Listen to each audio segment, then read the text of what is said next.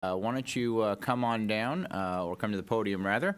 Now, I understand you're going first because somebody's leaving for Italy. Is that right? Yes. Wow. That is okay, correct. well, Cindy is I'm going sure on a this is school all trip. work-related. For school. It's a school trip with her daughter. Bring on this comment from the... Is that part of President Trump's deportation thing? Is that what that is? Maybe.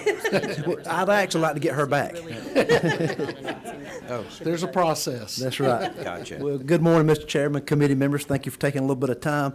I'll start with 271.1 Right. in the track sheet. And that should be, I just want to make sure the committee members know that's going to be page 36 for you, for our committee members. Okay, go ahead. Yes, sir. So the first item, last year you passed a bill, Senate Bill 37, that expanded the powers of jail officers in the state of Georgia that they could make arrests. Good idea. The problem is during the jail school, we don't go over arresting a free citizen, which gets into the Fourth Amendment and other things. Currently in the jail school, we discuss a lot about the 8th and the 14th Amendment. There's a little bit of different rules that apply and laws that apply constitutionally and legally. So this money would be to hire 2 instructors that would go around the state and get these jailers up to date on them making arrests of free citizens. The original amount the House reduced, we had a January 1 start date because we wanted to hire them immediately, so they moved the start date to April the 1st, so that amount reduced to $114,419. The second item is 271.2. That is for 2 instructor positions to conduct standardized field sobriety and speed detection device. Last year we expanded our basic mandate. This was not included in that original request because we'd had prior conversations with the Governor's Office of Highway Safety that we're going to fund it through grant funds. They found out after the General Assembly last year through their federal partners that they could not fund something that was mandated by the state. So therefore, it is now in the curriculum to be taught, but we don't have the funding to put that on. That is a very expensive program to put on. So again, the House reduced it because of a later start date to $258,328. The 271.3 is a reduced funds for rent and pickings. That's something that you provided to us last year, one of our locations. That academy is now closed because it was owned by a school board that was leased to the Sheriff's Department in return, who leased it to us. So us and the Sheriff's Department both were kicked out. Alpharetta Police Department, which I would like to say publicly thank you, has allowed us to use their training room to conduct this session. But currently we don't have anywhere to go after this session. So if you take this $15,000, the House did reduce the amount to $49,556. If we do find a location, we'll be back next year asking for additional rent money when we find a location. And Chris, are we able to use more of the facilities that Roswell and Alpharetta share there for RAPSTIC for doing more of these classes? Yes, they've been very grateful, Okay, but at some point, as much as we occupy, and there's always a good relationship on the front end. Sure. But now that we've expanded basic mandate to 20 weeks instead of the 12, what happens is they have good, gracious arms to begin with, but when you start occupying their range and defensive tactics rooms and they can't use it for what they built it for, normally we're the first ones to go. It's all friendly, but they realize that we needed a lot more than they thought we needed on the front conversation. Certainly. And are you still looking for another whole solution for that area of the state? Yes, so we've been diligently looking. We've worked with state properties for the last 2 years trying to find existing property or property to build on. It just doesn't exist in that area of the state. We did find a location that we worked with OPB and the Governor's Office prior to the session, and we just hadn't been able to come to an agreement on that property yet. All right. Thank you. And then the last item was a reduction, so 271.4.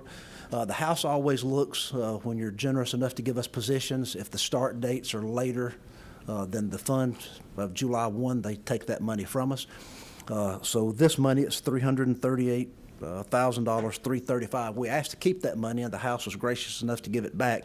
A lot of times when we submit those requests to you, ammunition, fuel, that all continues to increase, vehicle costs. So again, they took it from us from the positions, but then gave it back to us on the next line item to cover those supplies. One question, I hate to go backwards, but on 271.3, when the House changed that to $4,956, you know what the math was behind that? No, sir, I don't. Okay. All right. Thank you. And that would complete the presentation. I'll open up any questions. All right, questions to committee members. Senator Robertson. Morning, Chris. Good morning, sir. Appreciate you. Always good to see you. 271.1, you're talking about that increased training with the 2 instructors traveling around? Yes, sir. Is this hiring 2 additional instructors? It is. Currently, we only have 1 instructor for the entire state that conducts jail training. So they would do more than just focus on that one constitutional issue if they're doing this training, right? Yes, sir, that is Yeah, correct. we're not hiring 2 instructors to travel around the state and talk about one piece of the Constitution, right? No, sir. Okay. In 268,853, is that the total cost of 2 instructors? So that is equipment too, so if you'll look on that line item. Well, that is no, I appreciate that, but were we talking about 168,853, are we talking about, is that salaries and benefits? It is. So there's 2 different line items. So you're actually talking about 4 different instructors. So the first 2 are for the jail. The next 2 are actually hired in at a supervisory level because they're going to be managing. Okay, you're jumping down to 271.2 on that other one, That's right? correct. Yeah, I just want to stay on 271.1 right now. Okay. That seems like a very low number, the 168 number, to bring in 2 instructors with equipment. What are we paying these? Well, that's, Senator, remember, this is just the last part of the year. Yes, amended, so it's only for Okay, 6 what's months. the total that you're gonna, or is this, so am I doubling this to get the full ride? That's correct, yes, Okay, sir. what's the starting pay for those instructors coming in? 64.91. 64,951, these Yes. are post-certified instructors, Yes, sir. certified through GIPSTIC. Yes, sir. Right, coming in with equipment that'll be traveling around the state. Yes, sir. Saving municipalities and counties traveling expenses. Yes, sir. To train their officers and get them spun up on the jail portion, especially the new part, based on the legislation that was passed last year. Yes, sir, that is correct. Okay, and I know years past, we've had these conversations. Taking the locals and municipal trainings out of the equation, do we have state agencies that are doing redundancy in training? In other words, they're getting over into and look, it really doesn't bother me to upset anybody when we have these conversations, because I think some of us, I see a lot of gray in the room between the GBI and GIPSTIC. Yeah, it's you, Director. And so we've all been around for a minute, and Yes, we sir. understand this. Are we getting out of our lanes with this training, where we have other people that are stepping in, attempting to do what our whole goal was for GIPSTIC to do in years past? Yes, sir, that happens on occasion. Okay. Is there a mechanism in there we correct this? Because that's expensive.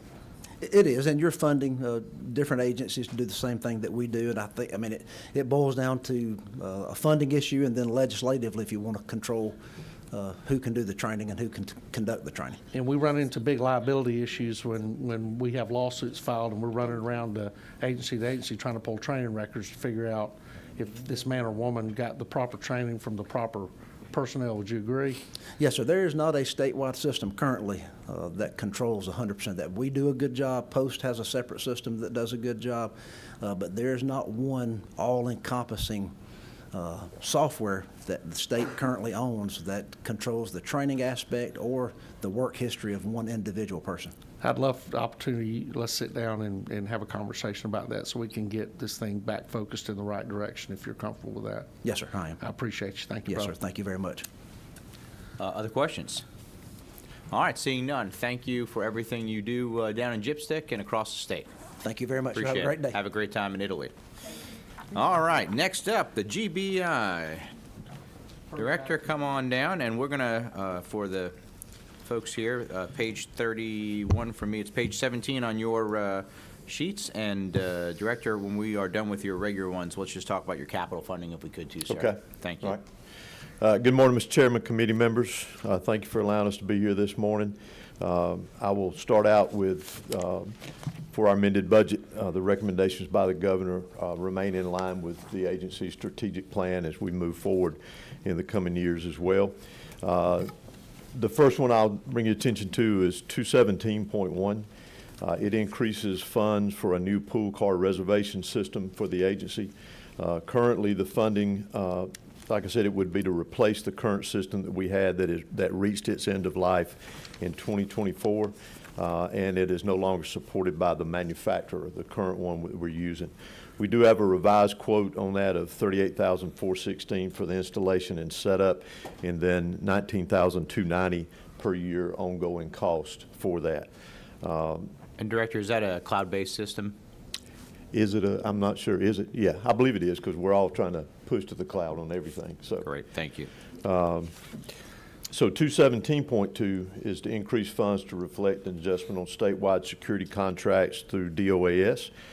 We utilize DOAS statewide contracts for our armed security services at headquarters. That is a 24/7 service at our headquarters. DOAS negotiated rates, and they have increased over the past several years. Our contract has increased by 18% since FY22. The cost has gone up since then by over $57,000. And the governor's recommendation would increase the funds since the FY24, that one-year cost. 219.1 is to increase funds for equipment, supplies, office setup for one crime lab scientist, one crime lab technician, and one evidence receiving technician at our central crime lab in Macon. The governor's recommendation includes one-time costs associated with the new positions funded in FY26. That would be. The governor's rec also increases the capacity in the chemistry at our crime lab in Macon. So those three positions would be working in the chemistry section at our crime lab in Macon, which makes up the largest backlog of the evidence that we have at our labs at about 77%. And Macon itself, the backlog there is 15% of the overall backlog for the agency. They're second behind headquarters. And then Pooler, I believe, is at 14% on their backlog. 219.2 increases funds for the startup costs for one crime lab assistant manager at headquarters crime lab. The House increased the funds for the startup costs for actually two crime lab assistant managers at the headquarters lab. The one, if approved, would definitely be utilized in our chemistry section. If two is actually approved, we have the option of taking a good hard look at the best place to put that second one. It could very well be in the chemistry section as well, or we could utilize it in the biology section, which also maintains not near the backlog that chemistry does, but one that we could use to help. And it's oversight. It's ensuring that we have an assistant manager that can provide the proper oversight for the number of chemists working in the crime lab. And if I could ask a question Yes, on that, Director, is that just a coach, or is that a player coach? Are they also actively helping with the backlog, or are they just supervising? It's going to be a lot of supervising, but it's a lot of oversight and quality control within the work that they're doing as well. Okay, thank you. Currently, I think one assistant manager is having to oversee like 12 scientists. And we're trying to bring that down for quality control there. Yep, absolutely. Got a question from Senator Robertson? Yes. What's the qualifications for that position? It's going to be crime lab scientist 2. So education is, It would be based on the discipline. Oh, yeah, hang Yeah. on. Yeah, Connie, yeah. Connie, do me a favor, just Yeah. because we're mic'd up here. If you're going to help out, either come to the podium, or if we need to set you up in front, we'll do that, okay? It's going to be everything from the education starting out, what they had in college, what they came on with, and then the training that they received at the crime lab once they got the job would be specific to the discipline that they work in. okay, so the primary amount of the scientific training would be gathered within the GBI? Yes, Okay. for the most part. Now, there is some that we use, excuse me, outside training to assist with it, but it is all once they're within the agency. All directed by the GBI? Yes. Yeah, okay, thank you. Okay. Please continue. Okay. 219.3 would increase funds for additional service contracts for our crime lab instrumentation. In FY25, you restored $1.5 million in service contracts for the crime lab instrumentation, which is a great thank you from the agency. Our service contracts help with our backlog by ensuring that the equipment is functioning properly. And then when we have the service contracts, we do get priority on service calls. and they often provide some of the parts unlimited that go with some of that equipment as well. It's kind of like having that good reassurance with a vehicle when you buy it. Additional funds are needed for amended 25 and FY 26 due to continuing cost increase and equipment that was previously under warranty needing to be added to those service contracts. 219.4 is a reduction in funds for locality pay for the medical examiner's office. House Bill 916 and FY 25 funded locality pay for Pooler. That was one doctor that we have there now. There are 2 vacant. We do have a part-time doctor that works there, and then we have doctors from headquarters on a rotation basis going down to Pooler to fill in. We have, well, I just mentioned that. We have the 1 ME position, 2 vacant. We do have a part-time down there. We have some potential candidates, one that was being recruited, and then another, I believe, that is in our fellowship program now that is interested potentially in going to Pooler. So that's just that's a delay in hiring on those doctors. There is a reason for that. 219.5 is to reduce funds for personal services based on the actual start date of the new positions, and this is within the ME's office. In 25, there were 10 positions for the ME office funded. Those were 6 DISs, Death Investigation Specialist, a Quality Control Manager, and then 3 within our Child Fatality Review Program. That is merely the fact that they were not hired on the very date, July 1. They were stagger hired through the year, but those 10 positions have been filled. I want to provide a very good footnote, if I could, to you. I met with a young woman and her mom the other day who did an internship in the medical examiner's office, and she has now applied to go to Mercer Medical School and wants to become an ME right here in the state of Georgia, thanks to the great work that you and your team put together. So congratulations on really inspiring some of our younger folks to get into the profession. Well, they do a great job out there, number one, with the work they do each and every day. But that fellowship program, the recruitment that they do, the morale that is running through that hallway back there, if you can find good morale in a place that's conducting autopsies, they found it. So I'll move to 220.1. It is to replace federal funds with state funds for 3 human trafficking positions in our investigative division. Our human trafficking division or unit was created in July of 2020.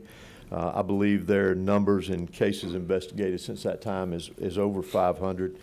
Of course, they focus on enforcement efforts of commercial sex trafficking and labor trafficking, as well as the safe recovery of trafficking victims. Grant funds from CJCC are no longer available to fund those positions. That ended in August of last year. The amended 25 would cover 10 months of expenses for those 3 sworn positions. And then our attempt will be also to see if there is any federal funding available that we can pick up through a grant to do that. The problem with this grant here was we do not, number one, I don't believe CJCC could subaward that funding to us, but then also the fact we don't qualify for it because we do not have a victim assistance person within our agency. That was a requirement of that particular grant there.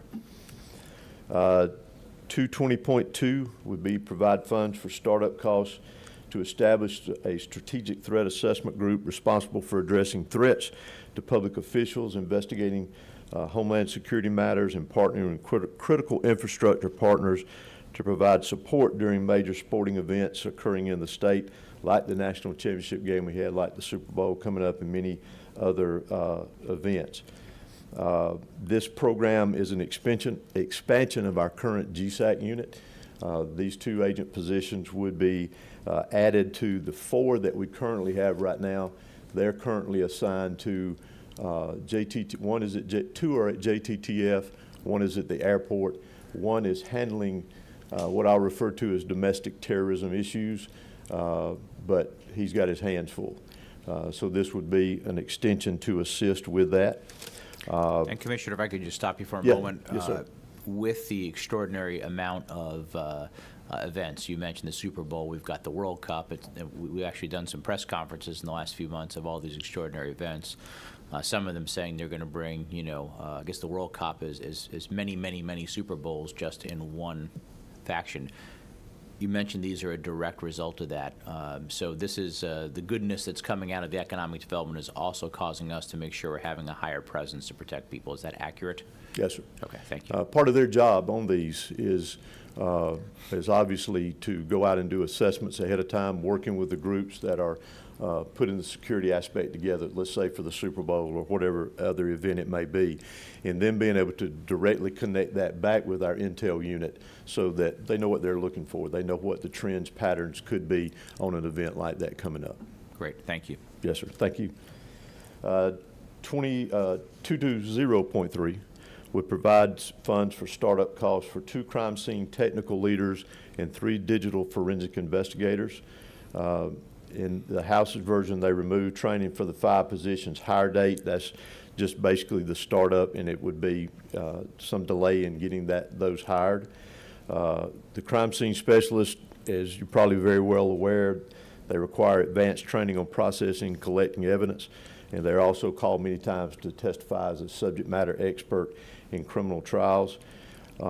We currently have 32 crime scene specialists across the state. They are overseen currently by 1 crime scene program coordinator.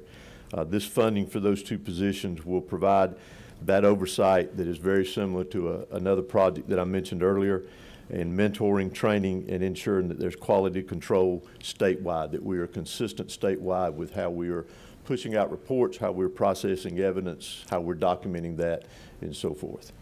For our DFIs, the positions mentioned there, of course, they provide highly specialized technical support in assessing and retrieving digital materials and reporting findings on computers, mobile devices, vehicles, other digital devices. As you're probably very well aware, there's not a criminal investigation that we conduct in today's time that there is not some piece of technical equipment associated with it, cell phone, whatever the case may be. Currently, our DFIs are located within our child exploitation unit at headquarters, or they are at our cyber unit in Augusta. Part of this, with these additions and with the ones that we already have, we're looking to go into a program that we did very similar to our intel analyst a couple years ago, and that's where we're actually taking them out of one central location.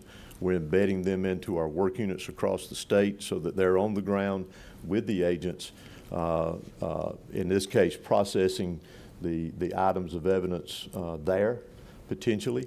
Also from that standpoint, we're taking a little bit of the burden off of our law enforcement partners across the state, necessarily having to get evidence to headquarters to be tested or to Augusta to be tested. So putting them in the field will alleviate a lot of that problem, and that's the goal we're trying to get to. Very similar, again, to what we did with our intel analyst, which has been a great success.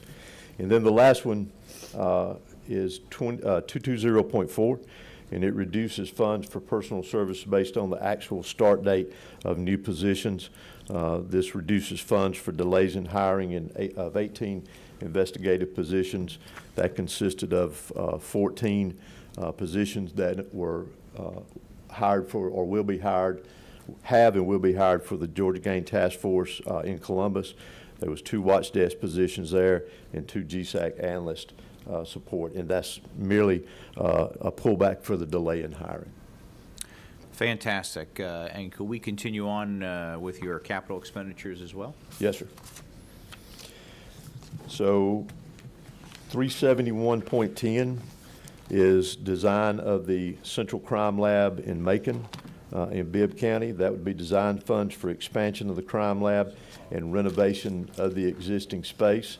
A very short version of that is it's going to have to be done in phases, and you'll hear me mention here in just a minute at 371.9, not to jump too far ahead, that is construction for the expansion of the medical examiner's office in Macon.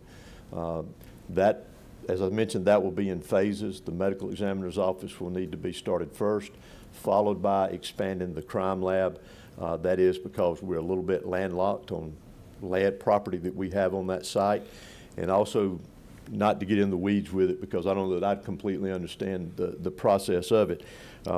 It will be done, it will be phased in a way between the ME's office and the crime lab so that we're not shutting services down while it's taking place. So we can get a part completed, move people in, they can keep working, and we're not having to delay services at all. The other part of the expansion there for the crime lab aspect of it is to bring some services back. We want to expand chemistry there because of the number of submissions that we receive on the chemistry aspect, but also we want to bring firearms back to Macon. We lost that a few years back in some budget cuts, and we also want to bring some of the services that complement the ME's office to the crime lab there. So currently, for the Macon ME's office, if it is forensic biology, I think is one of them. That evidence, after an autopsy is conducted and is collected, it's got to be sent to one of the other labs for processing. If it directly relates to the ME's office, it makes sense that they just walk it down the hall to the folks there and it's processed there. So it's efficiency with it as well too. That's the plan for the ME office in Macon, or excuse me, the crime lab in Macon. You got a question? Yes. Senator Robertson. Yeah, where's firearms currently being done? They are being done at headquarters, Columbus. That's it. Are we moving them from headquarters and Columbus to Macon? Or It would be an addition. it'd be an additional? Yes, sir. uh, My firearm? goal, albeit long-term, I understand, is that the day that the expansion of the Macon Crime Lab is ready to turn the key and walk in, that the scientists are hired, trained, and ready to go to work. So my future talk with the committee here may be for crime lab scientists to fill those positions when we're close to getting ready to move in. Thank you. All right, let's wrap up your last item or two. We got several more. You need me to Keep skip going. over? Okay, Yep, no, all right. keep going. 371.11 is to replace 68 vehicles statewide. That is 50 investigative vehicles, upfit, radios included, 2 non-sworn vehicles for our DFIs and intel analysts. It would replace 12 F-350 for our SOU bomb squad unit, radios included, and then it would replace 4 of our pool vehicles in our pool fleet. 371.12 is to replace investigative equipment statewide. That includes mobile radios and portable radios within our agency, mainly in the investigative division. 371.13 would replace crime lab equipment statewide. Over the state, that replaces equipment that's reached its end of life statewide, and obviously it'd be better to replace it than try to fix it. It's probably outdated, antiquated as well. Some of the examples of that, though, is balances, scopes, centrifuge, gas chromatography, and mass specs within our lab. 371.9, I mentioned that earlier. That is construction funds for the medical examiner's office at the central lab in Macon. It's over 36,000 square feet. It would put 6 autopsy stations, 2 decomp stations within that facility, cooler space for 25 intake and 25 release, which would increase, obviously, the capacity that we have. It would also allow us to increase to 5 doctors there as opposed to 2. And I do want to mention that for the first time in a very long time, we were fully staffed with our MEs in Macon at 2 doctors. It would include 11 DISs, 2 admin, and I just mentioned we currently have 2 doctors and 7 DIS and 2 admin there. 371.16 is GISFIC. It's additional design and construction funds to complete a public safety complex in Athens for Oconee County. That is a project that Oconee County donated some property to the state with the intentions of adding Department of Driver Services. It's been worked out now where on that property it will be Department of Driver Services, GSP, and a GBI office on that property. It will be our office out of Athens moving to that location. This provides funding for construction, site prep, and like I mentioned, it replaces the Region 11 office. I think it's great we're putting everybody together in a location I've like seen the that. design drawing of it. It's impressive. It's almost a horseshoe look with the buildings, and it's great to have everybody on one piece of ground there. I hope that's a model moving forward. I would too, sir. And then under 372.3 is a general obligation bond, is to redirect $511,219 in a 5-year bond from FY20, House Bill 31, bond 335.404 in the 2019 session was for GBI to purchase, for purpose of purchasing a message switch in GCIC, and this is money, funding that was left over from that, and we are going to use that to design the perimeter fencing at headquarters. Our goal there is to redo the fencing at headquarters. We're going to completely, hopefully, be able to close off one of the gates on Panthersville Road, and we are going to make a secure access point to get into headquarters. That sounds like a great idea. So, okay. Final questions for the GBI? Senator Robertson? Real quick, Chris, look, you and I spoke a few times over the past couple of months, and again, we have a long history and a good friendship, and I just want to tell you, you and your team went above and beyond on the active shooter situation. Really, we build the muscle all the time, and every once in a while we have to go out and use it, and we hope that we've done everything right. And you guys were spot on, aggressive, and extremely, extremely professional, knowing what a fragile situation y'all had there. And I cannot imagine a state law enforcement agency doing a better job than what you guys did in that situation. And I just want to publicly thank you for what you and your team did in such a horrific situation. I appreciate that, but I couldn't step away from up here without saying what a great job that Sheriff Smith and his office did on that, on stopping it as they did. But I also want to add to that, and there's many in this room right here today that were there with us. It was a team effort, and as I've said many times, it's good to look around and see so many state leaders from different agencies there willing to pitch in. Obviously, everybody knew what their job was. There were times that I told myself, I just need to shut up and go stand in the corner and let people do their job. And but it's everybody. So thank you for that. Let me echo the comments that Senator Robertson just made of your tremendous response and professionalism for what happened in Roswell at the loss of Officer Jeremy Labonte, who we laid to rest yesterday. Yes. Thank you for your tremendous partnership. The community and Roswell PD is so gracious for your help, as am I. So thank you for all you do with the GBI, and we will look forward to following up with you and your team. Thank you very much. Thank you. All right, next up, we're going to have Jima. And we're going to put up, we already got your PowerPoint up. Look at that. Mike, thank you for jumping into the acting role. Got some exciting news that you're going to be joined by Josh Lamb. Thank you very much. From GSP, who I think is going to be coming in and join you all. What's his start date? It's next Monday. Next Chairman. Monday, all right. Well, Yes. good. You didn't have him just jump up here and try and work through this? Not yet, sir. All right, Not well, yet.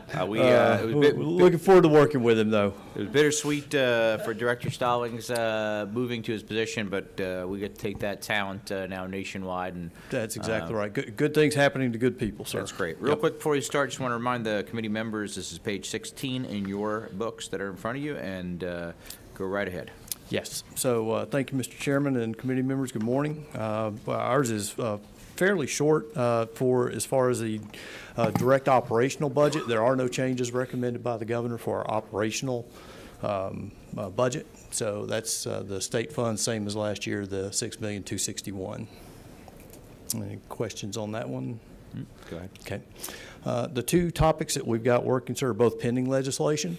The first is update to the Next Generation 911, and I say update, a full implementation across the state for the capabilities for Next Generation 911. The budget amount there is $5,750,000. That is to the two bullet comments on here. The first is a network build-out for the the physical capabilities to move the data around to all of the locations for the PSAPs in the different counties and cities that currently do not have that capability. So the old copper wire infrastructure is just not enough to support the system requirements to run the applications and provide all the information available in the next-gen system, such as data locates and the ability to move around text messages and call transfers. So that's part of it, is the physical build-out, and then the other component is the core services basically built around the applications that are involved with both the receiving and of the calls themselves, and then the processing of the data available. And Mike, I've been working with that team for many years now, and how critically important this is, and candidly, we are way behind in this area as a state. And in meeting with them yesterday, I know the governor is very supportive of this as well, and his team. There's a big discrepancy between the amount of money that it could be high and low. It's too much now, and I've kind of challenged them to work to skinny that down, and working with the partners that are going to do that. But I want to make sure this $5.75 million, which was part of our discussion, is going to be the right amount of money to get this kicked off, because we have to do this and we're behind. And I see you've already got some help there in the batter's box. So let's just spend a minute to talk through that, if you wouldn't mind. Yes, yeah. Alicia is the Deputy Director for the Georgia Emergency Communications Authority. Yes. No stranger to us. Thank you. So in order to shore up our cost estimates, we partnered with Mission Critical Partners. That is a public safety consultant that routinely partners with the National 911 Program Office. So we asked them if they would review actual procurement data from surrounding states. So they reviewed 3 statewide procurements and 2 large regional procurements and calculated a cost per population. So for Georgia, the range is $3.9 million to $12 million, but we're anticipating that our average cost for build-out will be $8,032,000. So while our allotted amount of $5,750,000 certainly falls within that range, it is roughly $2.2 million shy of the average cost. Thank you. And as we continue, as we talked about a couple days ago, we need to continue to look at the exact locations and get them to determine a much closer cost basis for the out years that we discussed. That's going to be critically important. I'm happy to have the discussion with MCP as well. We did have some preliminary discussions where we're anticipating that we will have less than 20 911 centers that need fiber build out. We also met with GTA yesterday. We're providing them with the address, and they'll be able to shore up that list as well as give us an actual mileage for fiber build out. Fantastic. Yes. Thank you very much. All right. And our second issue there is the catch up with myself is the statewide school and student safety database implementation and the behavioral threat assessment. Both of these have obviously been highlighted by the recent incidents last fall here in the state. There at Appalachia, so it's kind of, this was already in the works. We'd already been doing a lot of background.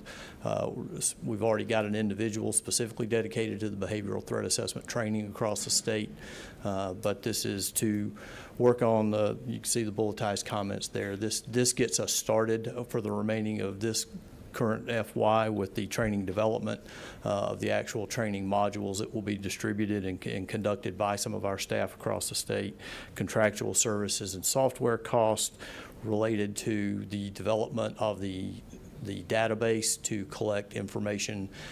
One of the biggest keys of the database is the ability to share the information across the entire state, so system to system. So for instance, if a student is in one school system for his 10th grade year, and there are issues identified, threat potential information gathered on that individual, then he changes to a different school system the next year, the information gathered in that first location will be available to be accessed across the state. And if we have any other issues, potentially a DJJ review or something like that, it will be the access across the state for the individual's information. It won't just be lost with a transfer of that individual student. And there are several other factors to it, but that data sharing one of the Yeah. important ones. We're going to have a few questions on this one. First, how does this interact or will interact with the school's longitudinal database that they use to track students today? Yep, there you go. Yeah, if Ms. Corblay is our Deputy Director of Homeland Security, and she's got the in the weeds details on this. Come on down. Thank you. Thank you for that question, sir. So currently, school systems in Georgia use two companies. They're county procurements for student information systems, Infinite Campus and Power School.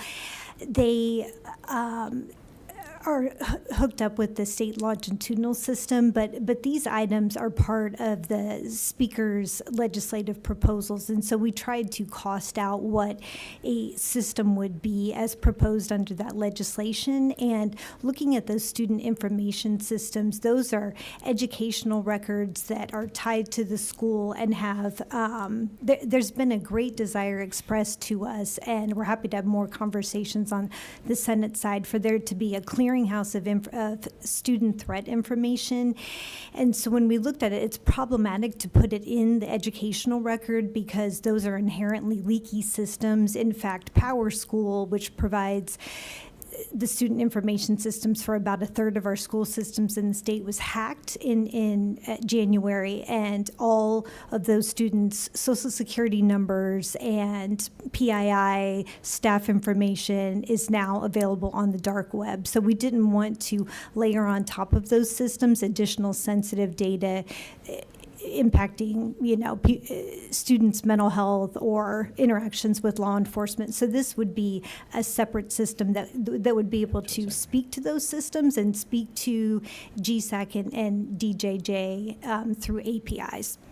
And I appreciate that. I guess my question is to make sure we're seeing the full picture, because if we've seen a issue or a problem, again, transferring schools, which is clearly important and may have prevented some tragedies, we also see on the student side, though, of all of a sudden, if grades are going down, there's absenteeism, et cetera, and I'm afraid if we have too many siloed systems, which is the problem we have today in our entire criminal justice system, that are not talking to each other, I want to make sure that if we pull up, kid John Smith or Jane, we know exactly all those points, and they're not logging in 3 different times to try and create a profile. Right. That's an excellent question, sir, and that's been an active conversation that's around this pending legislation. The legislation currently covers both systems. It has a component to ensure that student information is shared more rapidly and more robustly across the state. And then it would be in the weeds in the development of this database, but about how you would roll it out. But there would either be an entry in the student information system that student had a file in this other S3 database that would have access to only a smaller group of individuals, because you don't want your entire teaching staff and administrators to have access to that protected information. The idea is for a senior administrator, the school counselor, and the law enforcement officer assigned to that school district to have access to that data. So it would be visible as we currently have it conceptualized, that there is an entry to go look for, and the system would be, as we've conceptualized it, designed to be county-based. So any information on a student is already not sitting in the state, it's available to the county, and then when that student moves, it would pull with the student's education number as assigned by Godot and move to that school system along with the student information records. And it's very helpful. I think this is going to be a bit of a longer conversation, so I know Senator Robertson and I have a very unique interest in being a part of this solution. So if we could maybe spend some time afterwards, we'll work to schedule some time of how it all connects the dots, and we're really using an opportunity to catch things before they happen. So thank you very much for that. I would love that. I got Thank two other you, sir. questions, and I know Senator Robertson does too. What are the out-year costs for this system when we get to future fiscal years? What was our number from yesterday? I can speak to that. Yeah, okay, yeah, go ahead, So- yeah.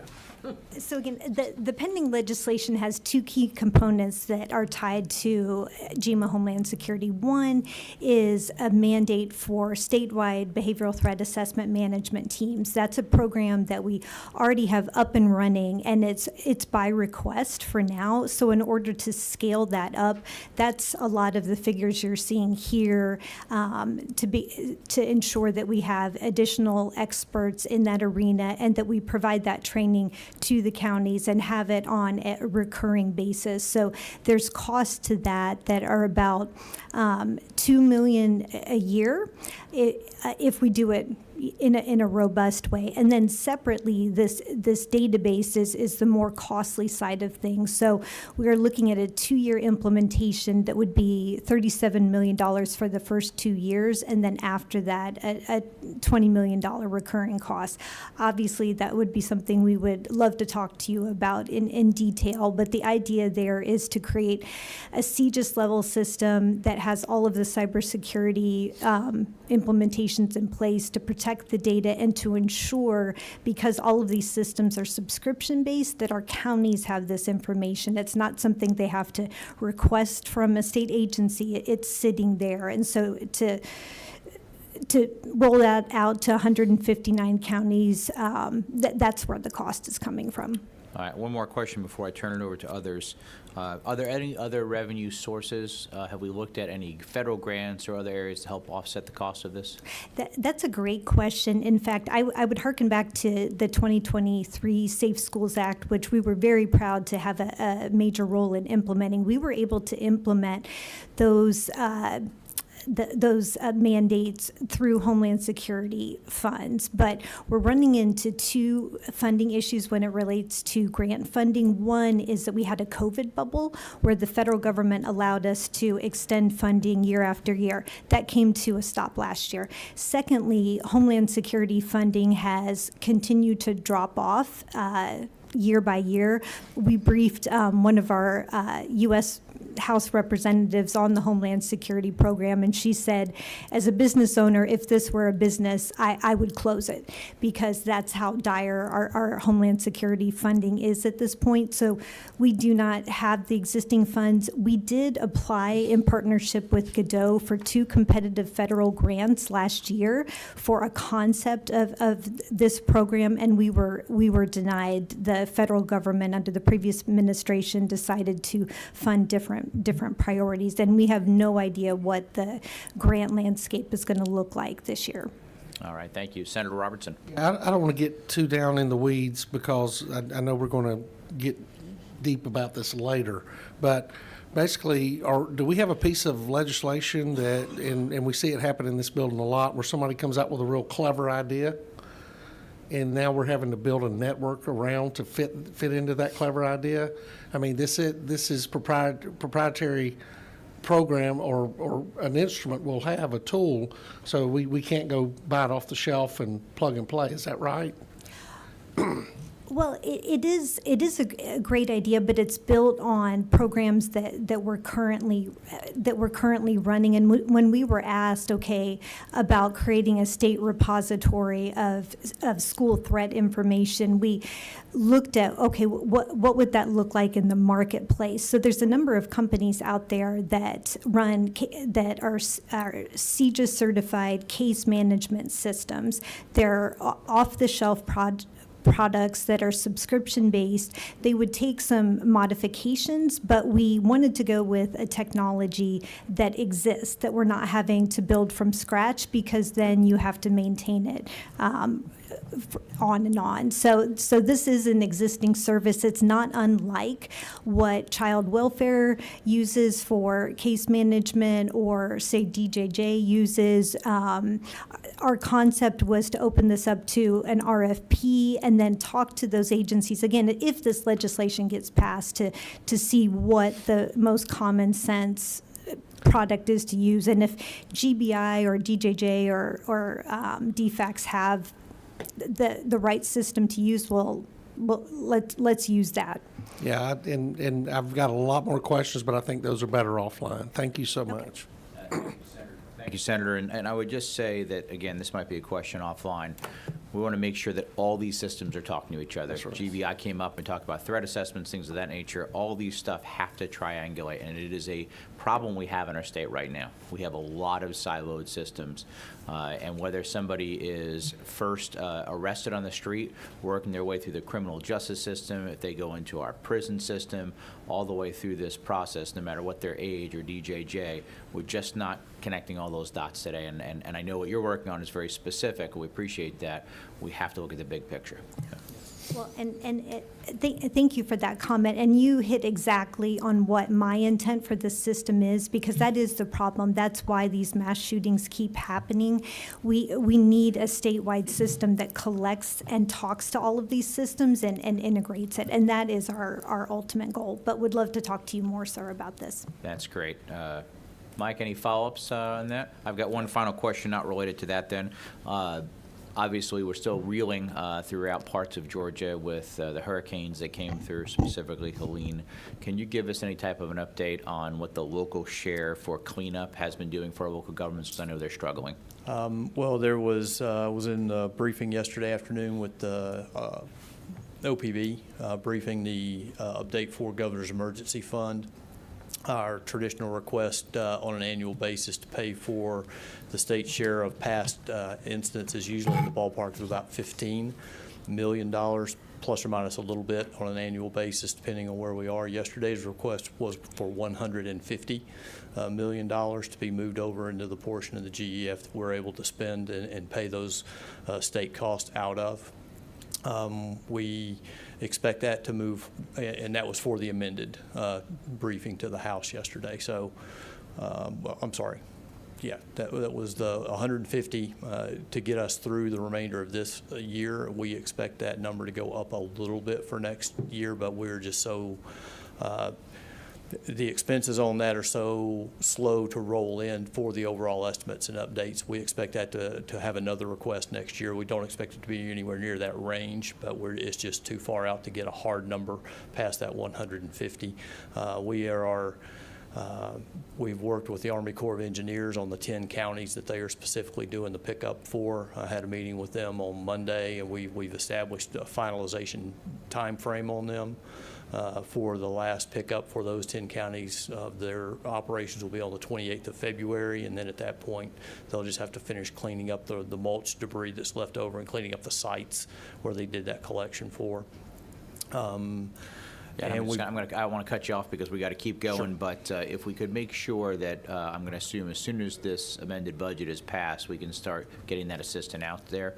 I'll ask Jennifer here, who helps us with all things budget, to follow up on that, because I know that those local communities are in dire need. Yeah, yes, and one of the issues that was specifically mentioned yesterday, and I don't believe that's had a formal release yet, is that the non-federal piece, the 25% non-federal piece for both the emergency protective measures work and the debris removal are going to be covered by the state. So no impact on the locals. That's local good. We certainly do need that. Well, Mike, to you, to the team, to everybody who's working on it, this has been an extraordinary year of needing GMA's assistance. Thank you for the incredible work that you have done, will continue to do, and candidly, I hope you're not as busy the following year. So. Yes, thank you very much, Mr. Chairman. Thanks so much. We're going to bring down Department of Community Supervision. Commissioner, thank you for being here. For our folks, that's page 2 on our budget items, and he also has some capital projects, so we're going to hit both of those pretty quickly if we could. I think this is pretty We'll be straightforward. very quick, sir. Thank you, Mr. Chairman and members of the committee. We have 3 areas under the operating budget. One is the increased funds for our Milledgeville office. That was office that we were currently leasing from Department of Corrections for $1. It was antiquated. It was an antiquated building and depreciating asset, if you will. So we have relocated. Milledgeville is comprised of 8 counties. It's one of our largest circuits, so it's necessary to have a footprint in that circuit. So this would be requesting funds for that office lease in that space. The second item is to reduce funds for personnel based on actual start dates. I think you heard Director Holsey reference that. These are for folks that lapse in their start date, so these funds were reduced in regards to that. And then the third item is talking about increased funds for personnel to reflect the increased retention. We are very, very appreciative of the legislature with the recent pay increases for law enforcement. As a result, and it's a good result, it's actually a good problem to have, our sworn turnover has decreased 54%. Wonderful. And so first, I want to say thank you, and second, I want to say please help us. Because if we continue at this rate, as you're well aware, we'll be running a deficit without this, and we're actually having to hold positions to meet that. So this would really get us back to being in whole. Our caseloads are still too high. We know that, but this would certainly help prevent them from getting any higher. So let me just make sure I've encapsulated this correctly. We did pay increases, which is fantastic, well-deserved to everyone. We used existing dollars because we couldn't hire folks at that time. All of a sudden, everything is catching up now, and we're retaining people, so we're a good news problem to have, but this is to make sure we're filling in that gap in order to get there. Is that correct? I wish I could have said it that well, sir. Well, you said it much better, so, all right, thank you. All right, and then the last item, if you wanted to cover the capital project, sir. Before we do, just want to see if there's any I'm sorry? questions from the committee members. Okay, seeing none, let's go to capital. Capital is for a replacement of 75 vehicles. As you know, the majority of our circuits operate in a virtual environment. The vehicles serve as their office, and these are typical replacements based on mileage with the vehicles. Request is 75 for those. Fantastic. And just to remind committee members, in the past, sometimes we have bonded out new vehicles, sometimes cash, because Georgia has done extraordinarily well with our wonderful conservative budgeting, and we have extraordinary surplus. We're able to do that all with cash while we're giving taxpayers back a lot of money. All right, questions for the commissioner? You know, I think DCS sometimes is an area that people don't think of as being such a critical part of our law enforcement community, and having done ride-alongs in the past with your team, they do an extraordinary job, very professional, very meaningful to make sure we're hopefully getting people to success, but if they're breaking the rules, putting them back under Commissioner Oliver's care should they need to. I want to thank you for the great work you're doing. I've got a question from Senator Thank Robertson. you, sir. Thank you. And I just, to dovetail off what the chairman was just talking about, I assume you're in constant conversation with DOC and others concerning the technical violations that are going back in and ways we can figure out to alleviate the overcrowding of our county jails and the overcrowding, adding to the additional overcrowding of our prison by these technical violations, that we're able to kind of mine through these things and make sure that we're doing our best to keep people that make legitimate mistakes out there becoming productive parts of society, and those who just refuse to follow the rules, moving those back into the system. So Absolutely. We're in a continual discussion, in literally just about a daily basis on that front. You know, our role is to give them an opportunity to change and facilitate that change. It's their role to either accept it or not. We actually are doing probably best in the nation with the percentage of technical violators that go to prison. Number one, the legislature prevents certain violators going to prison, specifically the technicals, failure to report, failure to pay, those type.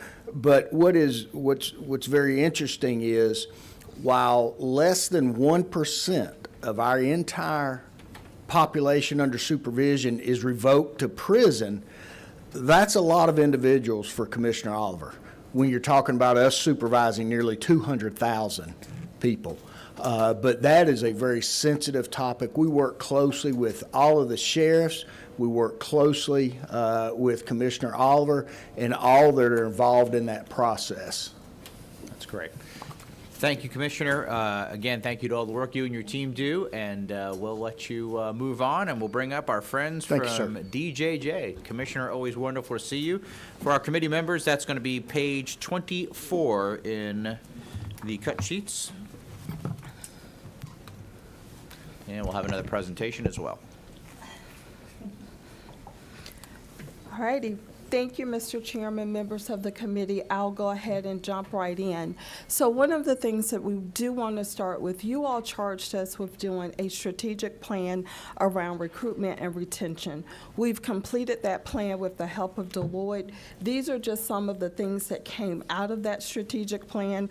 In the interest of time, I won't go into those details, but I do want to point out that as a result of the work that you all encouraged us to do, as well as the pay increases, we have seen with our vacancy rate and our turnover rate for our agency, we have seen a real good positive direction.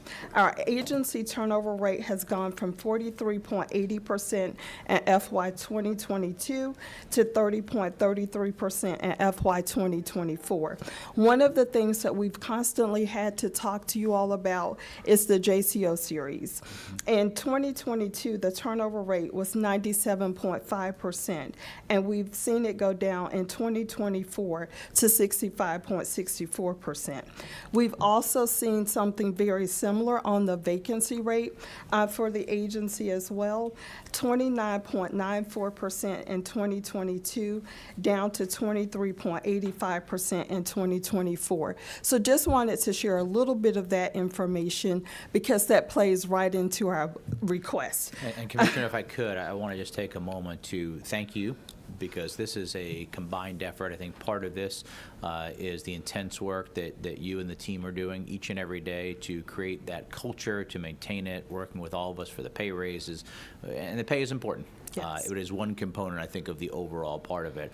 But to think about just a few years ago, 97%, which basically means we turned over the entire JCO team because of the status where we were in, was very, very challenging. And it's a hard job, just like it's a hard job for anybody in law enforcement. But I always look at your team and Commissioner Oliver's team as the hardest jobs we possibly could have. And while 65% is still a huge number, Yes.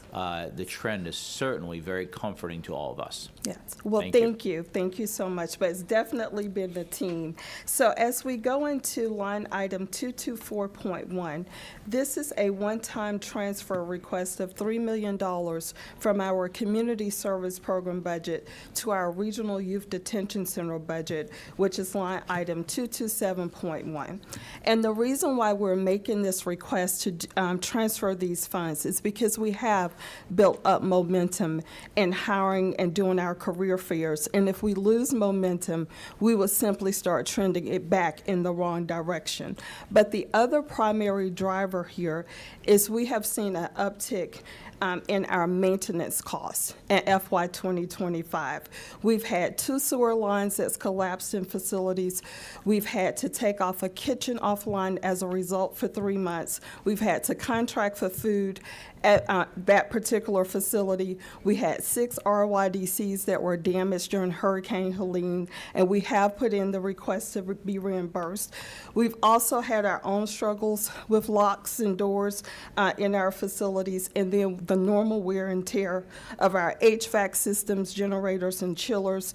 We've had to replace or repair those. So that's why we're making this request. Now, the reason why we're able to move the $3 million from our community services budget is because we're projecting a $5.2 million surplus. The reason why we're projecting that surplus is this one of the areas with our probation staff that we're working because we've got to build that back up. We have 136 vacancies in community, not just probation, but across the entire community service budget. In addition to that, we've got to increase residential community beds, especially for the young people that are on the autism spectrum and for those that have severe and acute mental health and behavioral disabilities. disorders. And part of the reason why that's taken us so long is because the vendors that we work with are also struggling to hire psychologists and psychiatrists as well. So this takes us to line item 227.2. If I'm sorry, I'm just gonna go back with you. I just got a few questions on Okay. 224.2. I think you touched on this a little bit, but walk us through the process of how a juvenile might get assigned to one of these beds. I understand if they may have some type of a special need. You mentioned autism, et cetera, but what other things would get them to that place? So we have two different things, just to make sure. So on the community side, what I was just referring to in general, we have contractors across the board that we contract with to provide services to the youth. With 224.2, those are our incompetent but restorable beds. And so what happens there, we received funding in 2019. We have a line item in our budget where we were appropriated for 6 beds. And since then, we've had to increase the number of beds to 8. And now we need to increase the number of beds to 10. And so this program has been fairly successful. We've had 94 youth placed in the program, and we've had 75 successfully restored. That's great. And you're mentioning different contracts. Are we using one contractor or multiple? So for 224.2 is one vendor Okay. that we're utilizing, yes. And what's the daily rate on that? Do you know off the top of your head? Yes, it's $649.22 Per day? per day. Okay. All right. That's All great. righty. Thank you. And so, and just back to line item 227.2, the $681,688, because we have been able to retain the 74 JCO positions in FY 2025. We're asking for this funding due to the law enforcement salary increase of $3,000 per HB 916. And then we also received an increase for parity for our JCOs to match those salaries of the adult system with correctional officers. And because those positions were vacant, we did not receive the funding. So what this $681,688 would do is would give us the funding, because now we fill those positions. And if I could direct you back just to 227.1, I know that was the transfer, but do you have a list of items specifically you're going to use that $3 million targeted for? Yes, so we can get you that list, but we're going to use it. We have some maintenance items that we need to complete, and we can send you the list of maintenance items. And then also it's to just continue to hire staff, and we can send that list as well. That's great. If you could get that over to Jennifer, somebody on your team, and then we'll make sure everybody on the subcommittee has a copy of that. Okay. All right. Questions for the commissioner? Oh. Senator Robinson. go Real ahead. quick, explain to me where the surplus came from again. So we have 136, so in the community, we have 136 vacancies there, and this is our projection, the 5.2 million. And then also, we do residential beds in the community, and so we don't have all of the providers that we need, all of the beds that we need. So this surplus is actually money that was directed for the vendors to manage the bed space and for hiring individuals? And yes, so we have it because of vacancies, and we have it because we are still trying to get additional beds. When you say vacancies, these are slots that the state had fully funded and that you haven't been able to fill, right? Yes. Okay, thank you. Yes. Mhm. Wonderful. I got a question from Senator James. Go right ahead. Which one? Whichever one you want. All right. Good morning. Good morning. Thank you for the good work that you do. Thank you. I'm interested in knowing about the autistic and mentally challenged youth that come there. Is it a huge population or small? So probably the best way for me to explain it to you, like, so for example, on any given day on our facility side, we have 59% of the young people that's on our mental health caseload. And the YDCs, any given day, is 73%.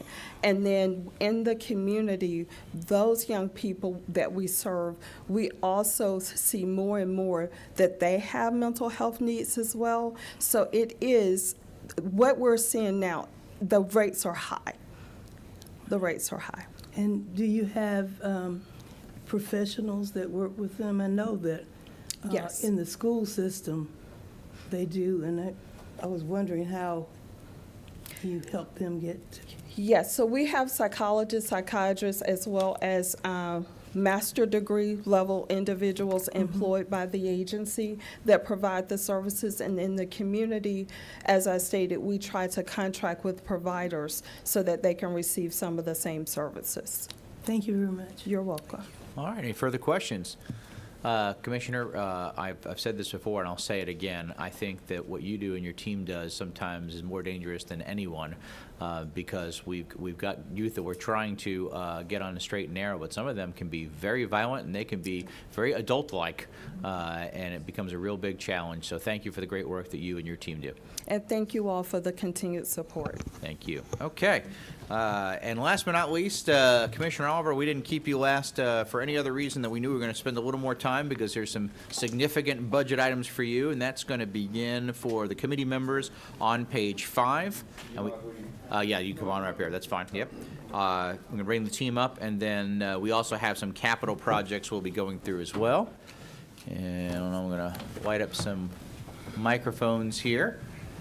You got the whole team in. You brought us some backup. I like it. Yes. Groundhog Day. Fantastic. Well, All right. thank you. And we're going to jump right in again. I think you got a presentation on the screens there. Thank you. All right. Yeah, I think we're going to start on the bottom of page. Well, for as far as your tracking sheet, it's about on page 4, but I think you have the presentation. It might be easier to follow the presentation as the tracking numbers will be flipping back and forth. Certainly. So you should have that in front of you, or at least on the screen. It might be easier to follow by program that way. So again, good morning to the committee members. Thank you all again for allowing us to present to you all. First slide here you see is our recruitment and improved CO to officer to offender ratio. Georgia is currently operating at a 1-to-14 CO ratio. Guidehouse examining staffing ratios in neighboring states, and Georgia ranks on the low end scale comparatively. To bring our field security staffing to 1-to-11 ratio, as seen in Arkansas, Mississippi, North Carolina, the goal is to add 882 positions over the next 18 to 24 months. Yes. Good, Senator. That 1 to 11, 1 to 14 ratio? Yes. You named 3 states. Is there a national standard? NIC comes up with the national standards. What's NIC's national standard compared to this? 111 is close to the national standard. 111 is close to the national standard? Yes, and they do it through by actually going around. NIC actually trains the Georgia Department of Corrections on how to get to our staffing analysis and getting into our turnover rates, vacancy rates, things of that nature, priority posts that have to be filled and things of that nature. So you do have states that are union states and that ratio is higher. Those that are not operate close to. When you say union states, you mean the ratio's higher or lower? Higher or lower, I'm sorry. Yeah, okay, yeah. Okay, I appreciate that. I just wanted to make sure we weren't just looking at states looking at it, but we were looking at a national standard to get to where we need to. And I want to make sure we're clear on this. It's not that we, as Georgia, did not want to be there. We just had a challenge hiring and retaining people. Yeah, during COVID, if you remember, and it'll come up in some later slides, but during COVID, we lost a lot of security staff, and the good news is that we're coming out of that so far. So that's why we're right on track with that 1 to 11 ratio. We had a net increase of 296 officers just last year. So the goal is to add that 110 positions, so each quarter. So, to Chairman Albert's point, was the 114 established based on the number of positions we had, not bodies? but positions we had, or was it based on the number of bodies we had? Number of bodies we had then. So Or positions, I'm sorry. positions, Yes. okay. So this 111, this 1 to 11, is that an increase in positions Correct. coming with that? Correct. Okay. And this is a conversation I know we've had before. Right now, how many openings do we have? Roughly about 2,600, 2,500. Okay, we have 2,600 openings. Yes. How many of those 2,600 are fully funded? None of them. Okay. How many new hires do we have? Or are you asking for? So the goal is for that funding is to fund the new hires that we're bringing on board. Okay, tell me how many new hires are there? So currently we netted 296 through December. So we're coming up with, let me see, get the exact And number. Commissioner, I want to be clear now. I'm not talking about the 2,600. Yes, sir. Are you asking for new positions in this budget? No, sir. Okay, Just you're just funding- trying to fund the Fund the ones you vacancies. already have? Correct. Okay, that gets us on track. All right. Okay, thank you. Sorry about that. Like I said, the good news is that we're already on track to get to that 1 to 11 based off of, the support of the pay raises and the cultural things that we're doing inside of the facility. So you'll see in 111.5, 116.14, 117.5, the increased funding by 16.3 million spread across the probation center, state prisons, and transitional center programs. That was increased by the House. The original amount was 10.4, but we saw the need to increase that based off of the positions that we've already filled and the track that we're going on. All right, and I just want to make sure before we go forward, I don't mean to keep interrupting, but you just got a lot of stuff here.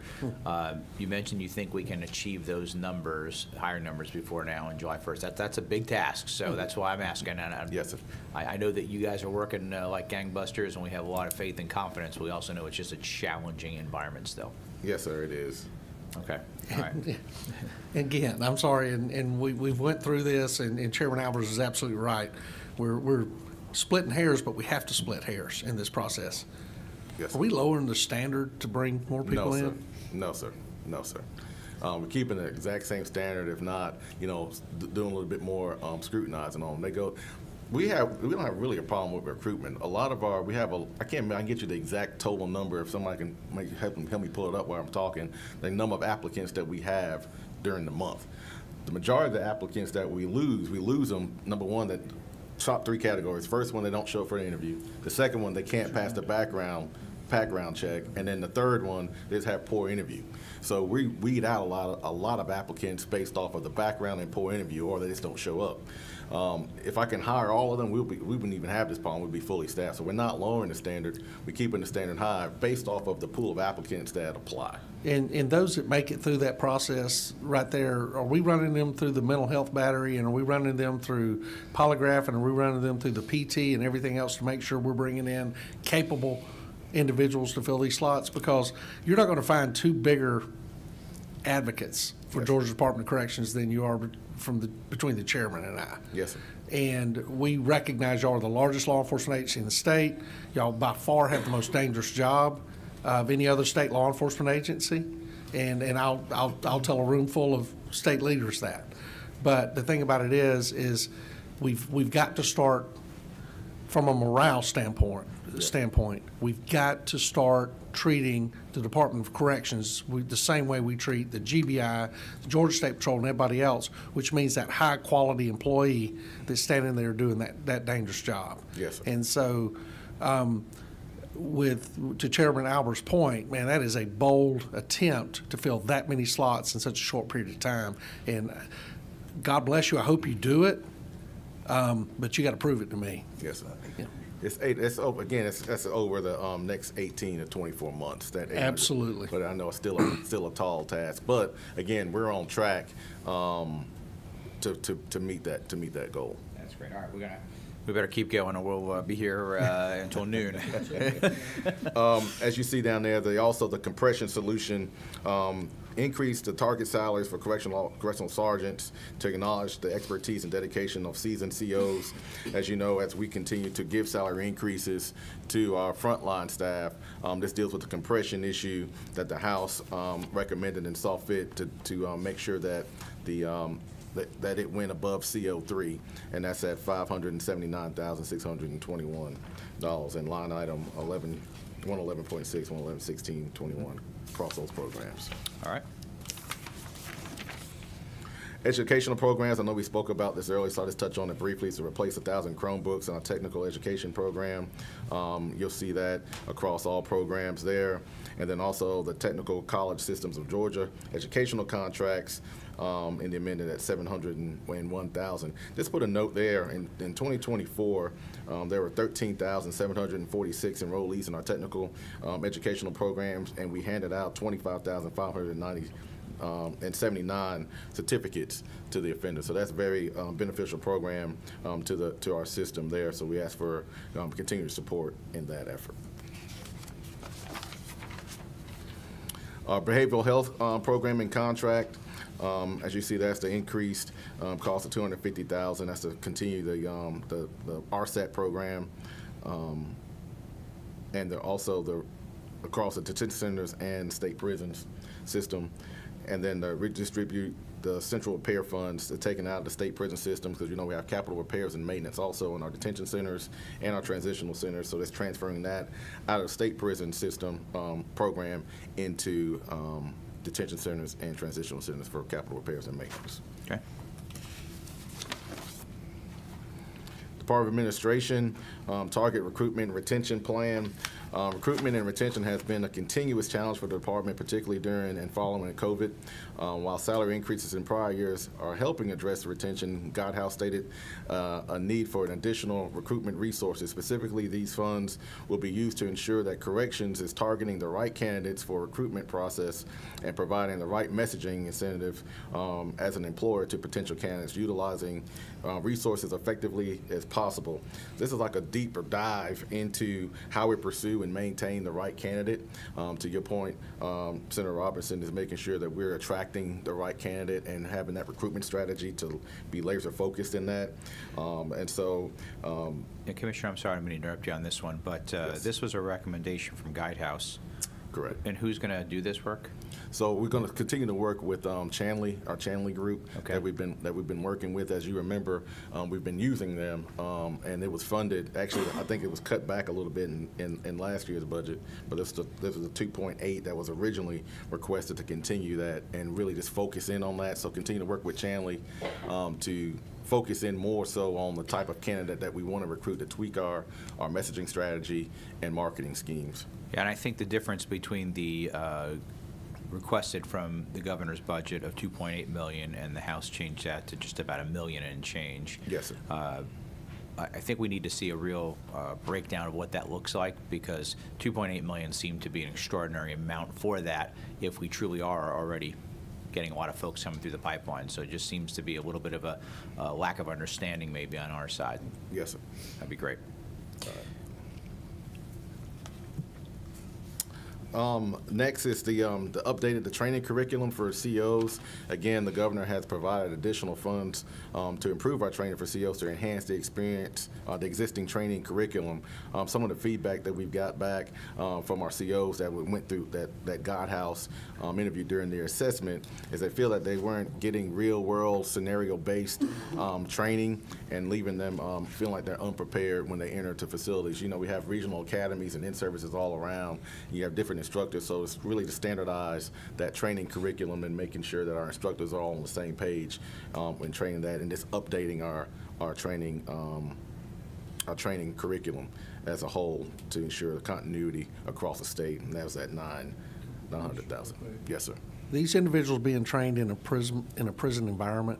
So they do scenario-based training in prison environments where they see fit. We also have the virtual reality Right. training that's catered and curated just for corrections. What type of training are they doing in prison environments? Are they doing role-playing? Are they doing Yes. actual hands-on and Hands-on. doing all of those things? So, yes, sir. So they're doing all those things inside of a prison setting, and some of them, of course, when you go to FTO, they have real world experience in the actual prison itself. Right. But we're utilizing some of our older facilities, and especially down at regional at Reedsville. Right. We're using the old Georgia State Prison, and then also And here. every new recruit's going through that training? Yes. Exactly the same So training? that's part of the plan is to make sure that they have that exact same training statewide. And not pointing fingers at anybody, but have we failed at that in the past? I wouldn't say we failed at it in the past. I think when you have different instructors delivering different the same curriculum from a PowerPoint standpoint, it may get delivered a little bit different. I think that's what God House saw, and during their assessment, you may have I might teach it different than you have, but it's the same material being presented.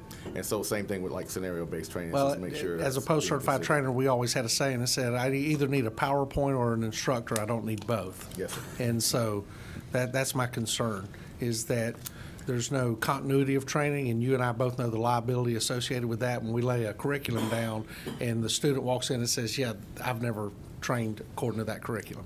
So, and this will get us where we Yes, need sir. to be. Yes, sir. Thank It's you. going to get us back to curriculum-based instead of PowerPoint-based Thank you. standards. Thanks. Next on 110.3, you see the 10-year facility plan at $5 million, and that's to ensure that we have a deeper dive study into our 10-year plan for the facility. And let's put a pin on that, just because I know that's a topic that probably needs to be discussed. When you look at our population, we're running the numbers. Currently, our average age, and we really need to take a look at this, and I'm really, keep this 10-year plan in place to look at how the system's going to be structured over the next decade or so. Our average age, our average sentence length, right now is 42 years. That's what we're getting into the system.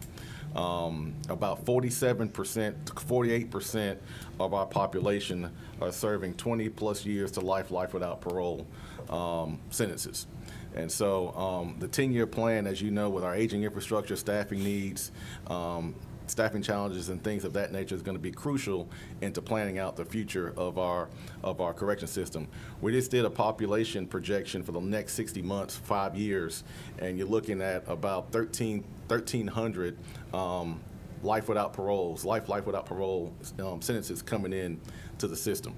So it's going to be important to really focus on this 10-year facility and population management plan to see how we shape the future of our system when it comes to staffing needs and also facilities. Something I would like, if we could, somebody on the team can work on this and get it over to us later, is I'd like to get a current map of where all our prisons, detention systems, everything is, and then a spreadsheet of, when they were built, so we can kind of do a quick analysis from our perspective.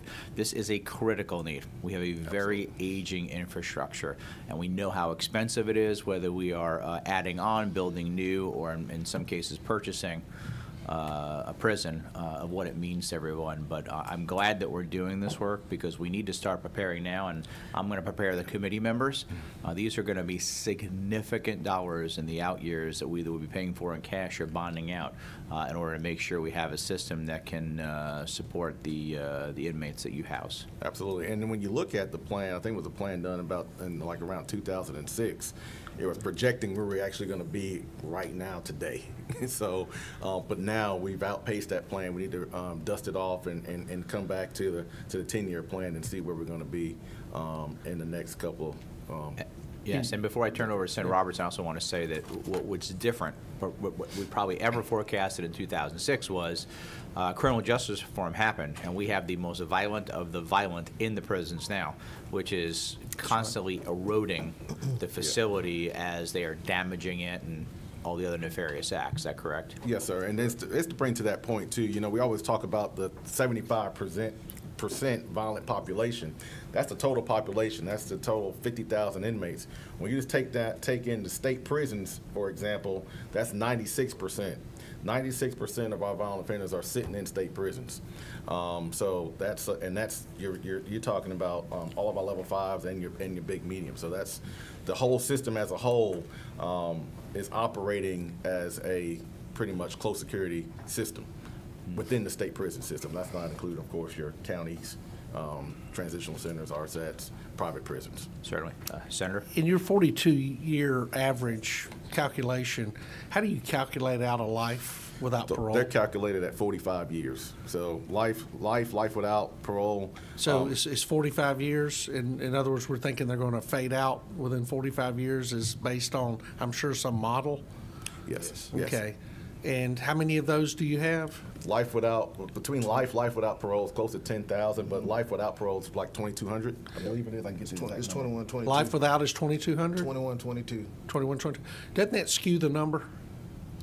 Well, we take that calculation at starting at 45 years. I think I have. Well, and my problem is Senator Albers and myself and others on this committee have sat in meetings where we talk about recidivism, we talk about opportunities and all this other stuff, and everybody wants to say, well, Georgia houses people longer, and then they turn around on the other side of the coin and say we have too many on community supervision and all this other kind of stuff, when in actuality, if we take out those sitting on, because you can't, do you calculate death row in there? Yes. Yeah, and what number do we use for death row? It's the same as the life without. 45? Yeah, and that's even if they ever get to that point. But I think that is something that we may, in the future for conversation, separate that out, because I think that does skew that number. A lot of these folks coming in now, these violent offenders, they be 20, 30, and they're going to get out. So our average length of stay for that population, I think you're looking at, and I can pull it up, but don't quote me, I think it's about 12 years, 12 and a half years. Right. Our average length of stay for the total population. Right. I was just talking about the sentence length coming in. Right. It's grown over the last year. It And was like 37. And a lot of those sentence links are inside and on paper, right? They're not just, Correct. Johnny's getting there and he's sentenced 30 years and he's going to sit there for 30 years. Correct. Yeah, it all depends on. Yeah, Johnny may pop out at 12 and finish up that last 16 on paper, right? Yes. Okay. So I just think a lot of people that don't understand the work y'all do use those numbers to attack, when in actuality, it's not what it appears to be. So I just think those sharp numbers would help us a whole lot better as we go through this process and determining where classification, where everybody goes, and how long people really are in prison. Yes. All right. Let's keep going, Commission. All right, and then at 110.4, continued planning and technical assistance for project management. That's the continued support to God House. This item addresses next steps in the governor's mission to address critical needs in the Georgia correctional system as a whole. Since these items in the budget cycle are first steps to triage and stabilize the system, this appropriation will allow for continued progress and collaboration with our partners going forward into the next budget cycle. All right, I do have a question on this. So Yes. this was recommendations from the Guidehouse report. Who will be doing this work?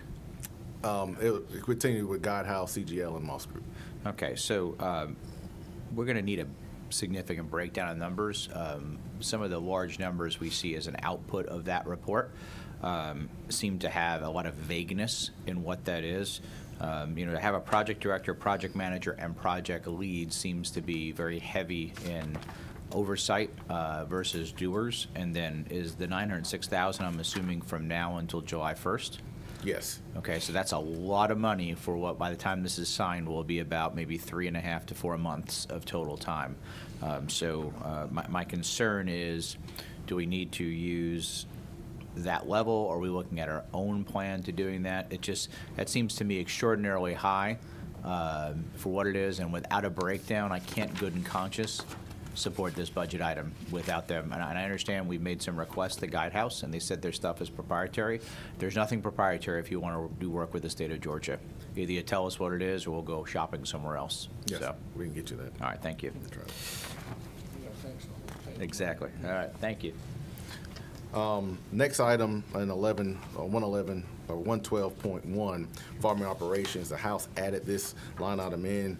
GDC supports GCI's efforts to continue to optimize its food cultivation, harvesting, and distribution process. To further improve productivity and achieve long-term cost savings, GDC supports the House recommendation to increase funds for farming operations by investing in new equipment. Dairy processing upgrades is much needed. The equipment requires updating to sustain the current operations to keep up with GDC's milk demand. The current equipment is over 30 years old with antiquated parts. So the original ask was about 7.7 million, and the House added 4.2 into to that investment, as much needed investment. Question for you. I know we use some of the output of the farm to help feed in our prison system.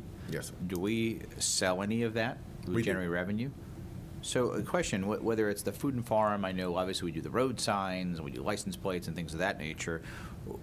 How much revenue are we collecting from those, and where is that going? I'm gonna get you those numbers. I don't have them. Michelle. It's about 4.6 for FY '24.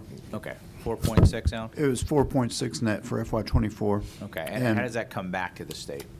Does that just get remitted back and then go to the general fund? That or- stays at GCI for It does. reinvestment. And then I think right now we're on track for around 5 million. Okay, because I don't Net see where the income. money comes back in the budget. I think that's our question. No, the so- money stays with GCI. Okay, well, if it stays at GCI, then I don't see how it's appropriated within. That's my question. It showed up on your earnings statement. You know, it's showing as revenue coming in. Right, it doesn't come back to GDC. It's GCI is an authority. Right. So it stays with GCI. Does this include the furniture and all this Yep. other Yes. stuff? And what about the construction teams? That's That's GDC. GDC. That's GC. So is there a revenue from the construction teams? No, sir. So we go out and do this stuff for local governments, municipalities, and all this other kind of stuff, and we do it for what? They Loss? pay for the officers, so we're reimbursed for the officers, but we don't make any revenue off of it. So municipalities and counties are saving money having GDC employees and inmates go out doing this work, and we eat the cost. The Senate represents the state, I want to be clear. Yes. So the cost of the counties, the municipalities or counties or the systems for the mobile construction teams pay for the officers' costs. They pay for the materials themselves. But no labor costs, No labor costs, other than reimbursement for officers. other than the officers. We can work offline. Let's Yeah. get the information from where Okay. GCI is pulling that in, because I'm missing where that's coming back to us. Yes, sir. All right, let's continue moving on. All right. Next program is a healthcare contract. Again, as we spoke about in the joint and some of our other conversations that we had, it's an increased cost in our physical health, pharmacy, mental, dental contracts for the increased and the population costs. Originally, they were contracted at the 38,000 mark. We're currently sitting over 40,000 inmates, so that breakdown there for each program for the pharmacy, physical, mental, and dental was increased due to increase in population. I will say this too, just to kind of put a pin on that, because I know juvenile justice touched on it as well. When it comes to our mental health, they also, the contractor, Centurion, is also having a little bit of an issue of retaining and recruiting psychiatrists to deal with our mental health population. We met with them there, so it might be an ongoing or continual conversation to have in the future. Again, when you talk about our length of stay, currently going up, and you talk about that population increasing over time, an aging population, we have a sicker population coming into our system. We're taking care of them a lot longer and coming in a lot younger. We're trying to stabilize this cost, but just to kind of get ahead to the next budget cycles, won't be surprised if that cost continues to get a little bit of an increase, or ask for a little bit of increase due to our population increasing, sicker population, and then also to try to recruit and retain medical professionals, mental health professionals, dental professionals to deal with the population that we have. Certainly, in our and I know system. you're going to talk about pharmacies all included. This is all one Correct. one area.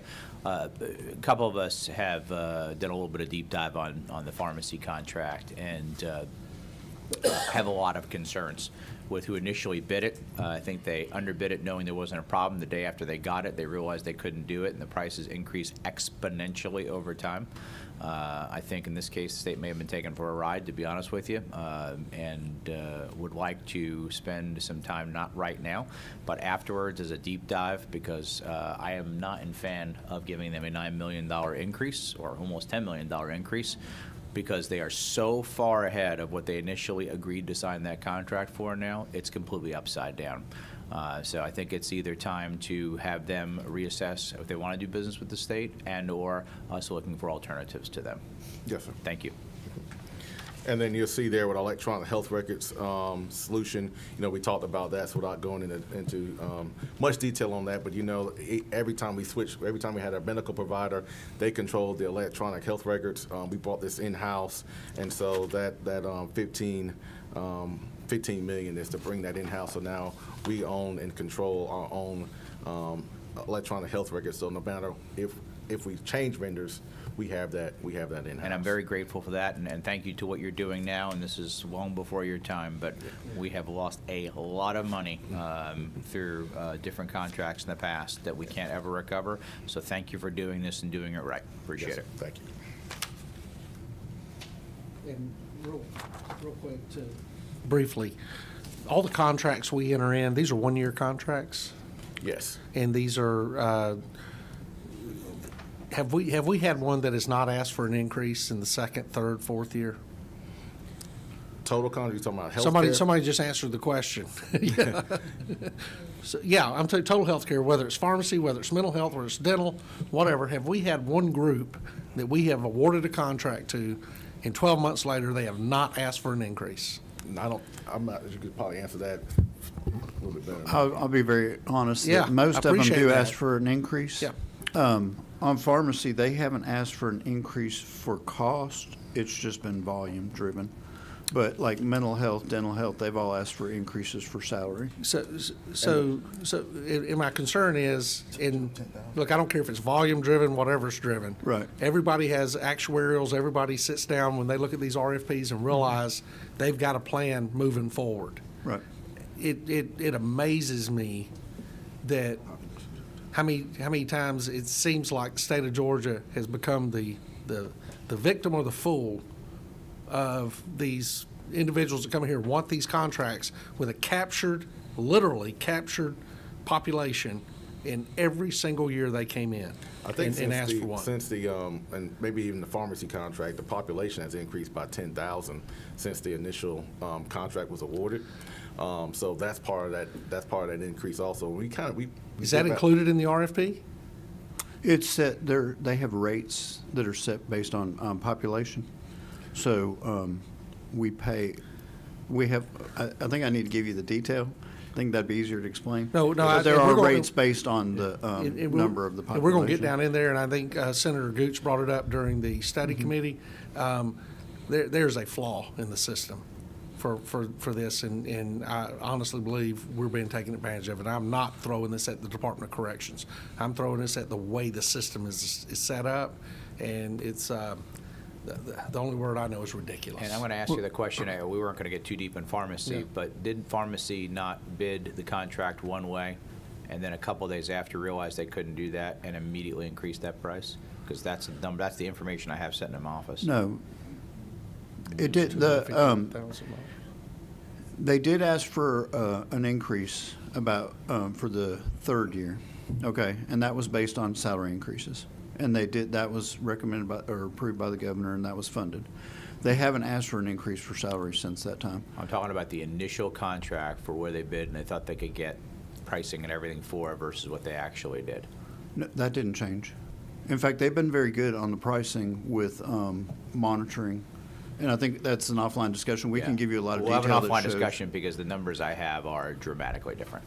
And a lot of what drove this, that increase was Hep C, and we've changed that treatment protocol, so that's driven that down. This was predating even all of that, so we'll talk offline, but there's a big discrepancy there. And again, I think Chairman Robertson just said this well.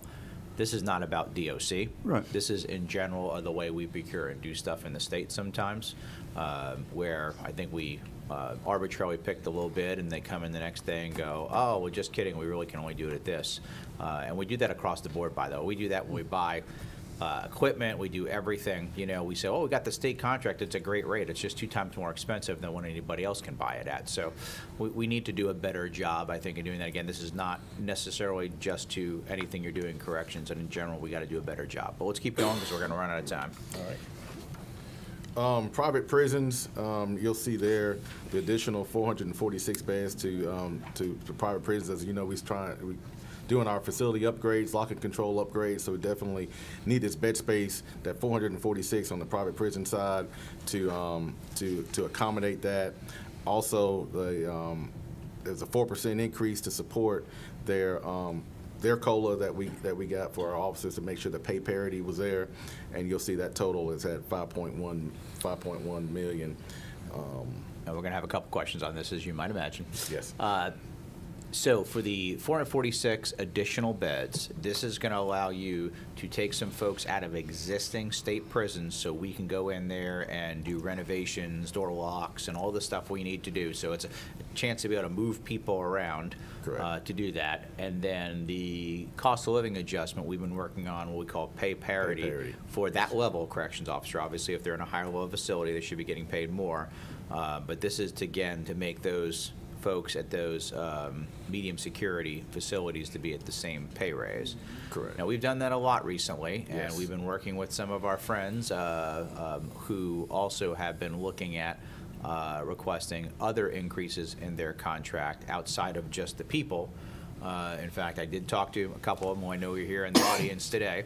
And their concern is, and I think this is probably something valid we need to have an open dialogue on, is over the last 15 years, while we've helped out the officer pay, we've not necessarily seen an increase in the overall contract or per diem rate outside of that. Now, we have just lived through 45-year high inflation, the worst we've seen since the late 70s and early 80s.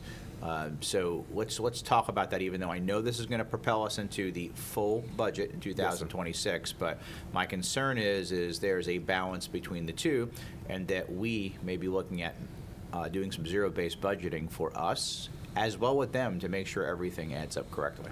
Yes, sir. So we don't have to get too deep into that right now, but it's something that I think we want to make sure that we're really looking at, because first off, we want to be good partners with our vendors. But at the same point, we don't have any money. We have the taxpayers' money. Absolutely. I know Senator Robertson wants to comment on this. Yeah, this 4% here is to get them caught up to the 4% from last year? Yeah, and the 4% for this year. Remember, we're supporting the 4% increase for our CO1s through 3. You talking about moving forward in this budget, in the big budget? Yes, sir. Talking about the big Yes, budget? sir. And the amended, so into the big budget. Yes, sir. And I'm not going to ask you how you feel about a 4% pay raise for a correctional officer, but I'll tell you how I feel about it. I think it's about 16 percentage points under what it needs to be. Yes, sir. And several years ago, we gave a 20% pay raise to the Georgia Department of Public Safety troopers. And I was a part of that push to do that. And I think to get this agency where it needs to be, again, and I'm dead serious, that we are about 16% underneath that. Yes. So I think we need to be more aggressive with what we're trying to do. But another question I have related to the private prisons, who determines what class of inmate goes to a private prison? We do. So you make the decision that the private, what's the ceiling of an inmate we send to private prison? What's the highest classification? Medium security. Medium security. Yes, sir. And why do we not send? Most of our private vendors that we have currently with Core Civic and Geo, the majority of their footprint are open dormitory style prisons. They do have some cell base, but we not typically send our medium security inmates that we have, and that population is shrinking as you know. Our minimum security is shrinking. Coming into the system, yes, sir. So moving forward, our private prisons that offer expansion and construction, they're going to have to start constructing based on maximum security, right? Correct. Yeah. And so we've had these conversations with them, and they understand that? We've been talking about it here recently. Right. But we haven't had that conversation in the past, no, sir. Right. And the beds you're rehabbing that we're using the 446 for, the beds you're rehabbing back home, are we rehabbing those back as double bunk, or are we rehabbing those back as singles? So they're we're rehabbing those back as double bunk as they are. So what we're rehabbing is really the lock and control systems. We're taking what we call dry docking the facility. We're taking that whole dorm or wing of the prison offline. No, Yes, yes. I understand that. So it's going back to double occupancy. based off- So we're not doing anything, are these maximum security cells?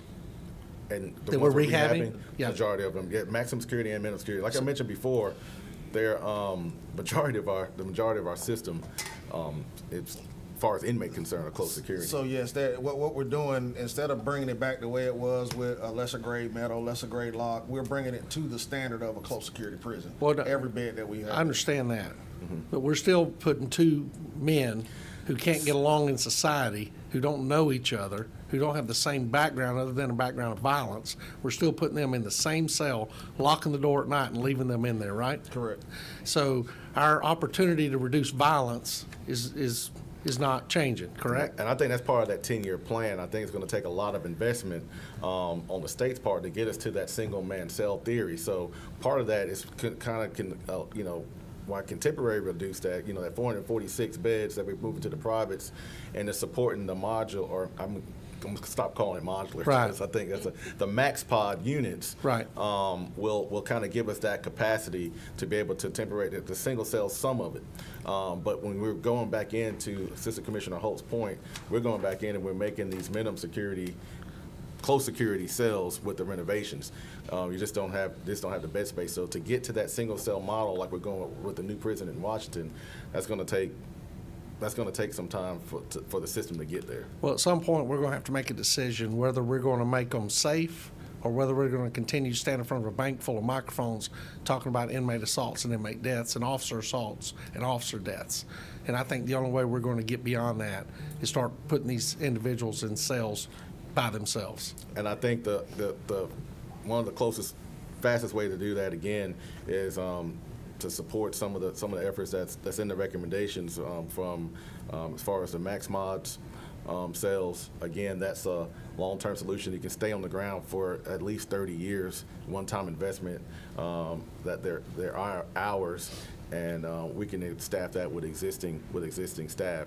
That adds an additional 509 beds capacity. Or Single 508 bunk or beds. double bunk?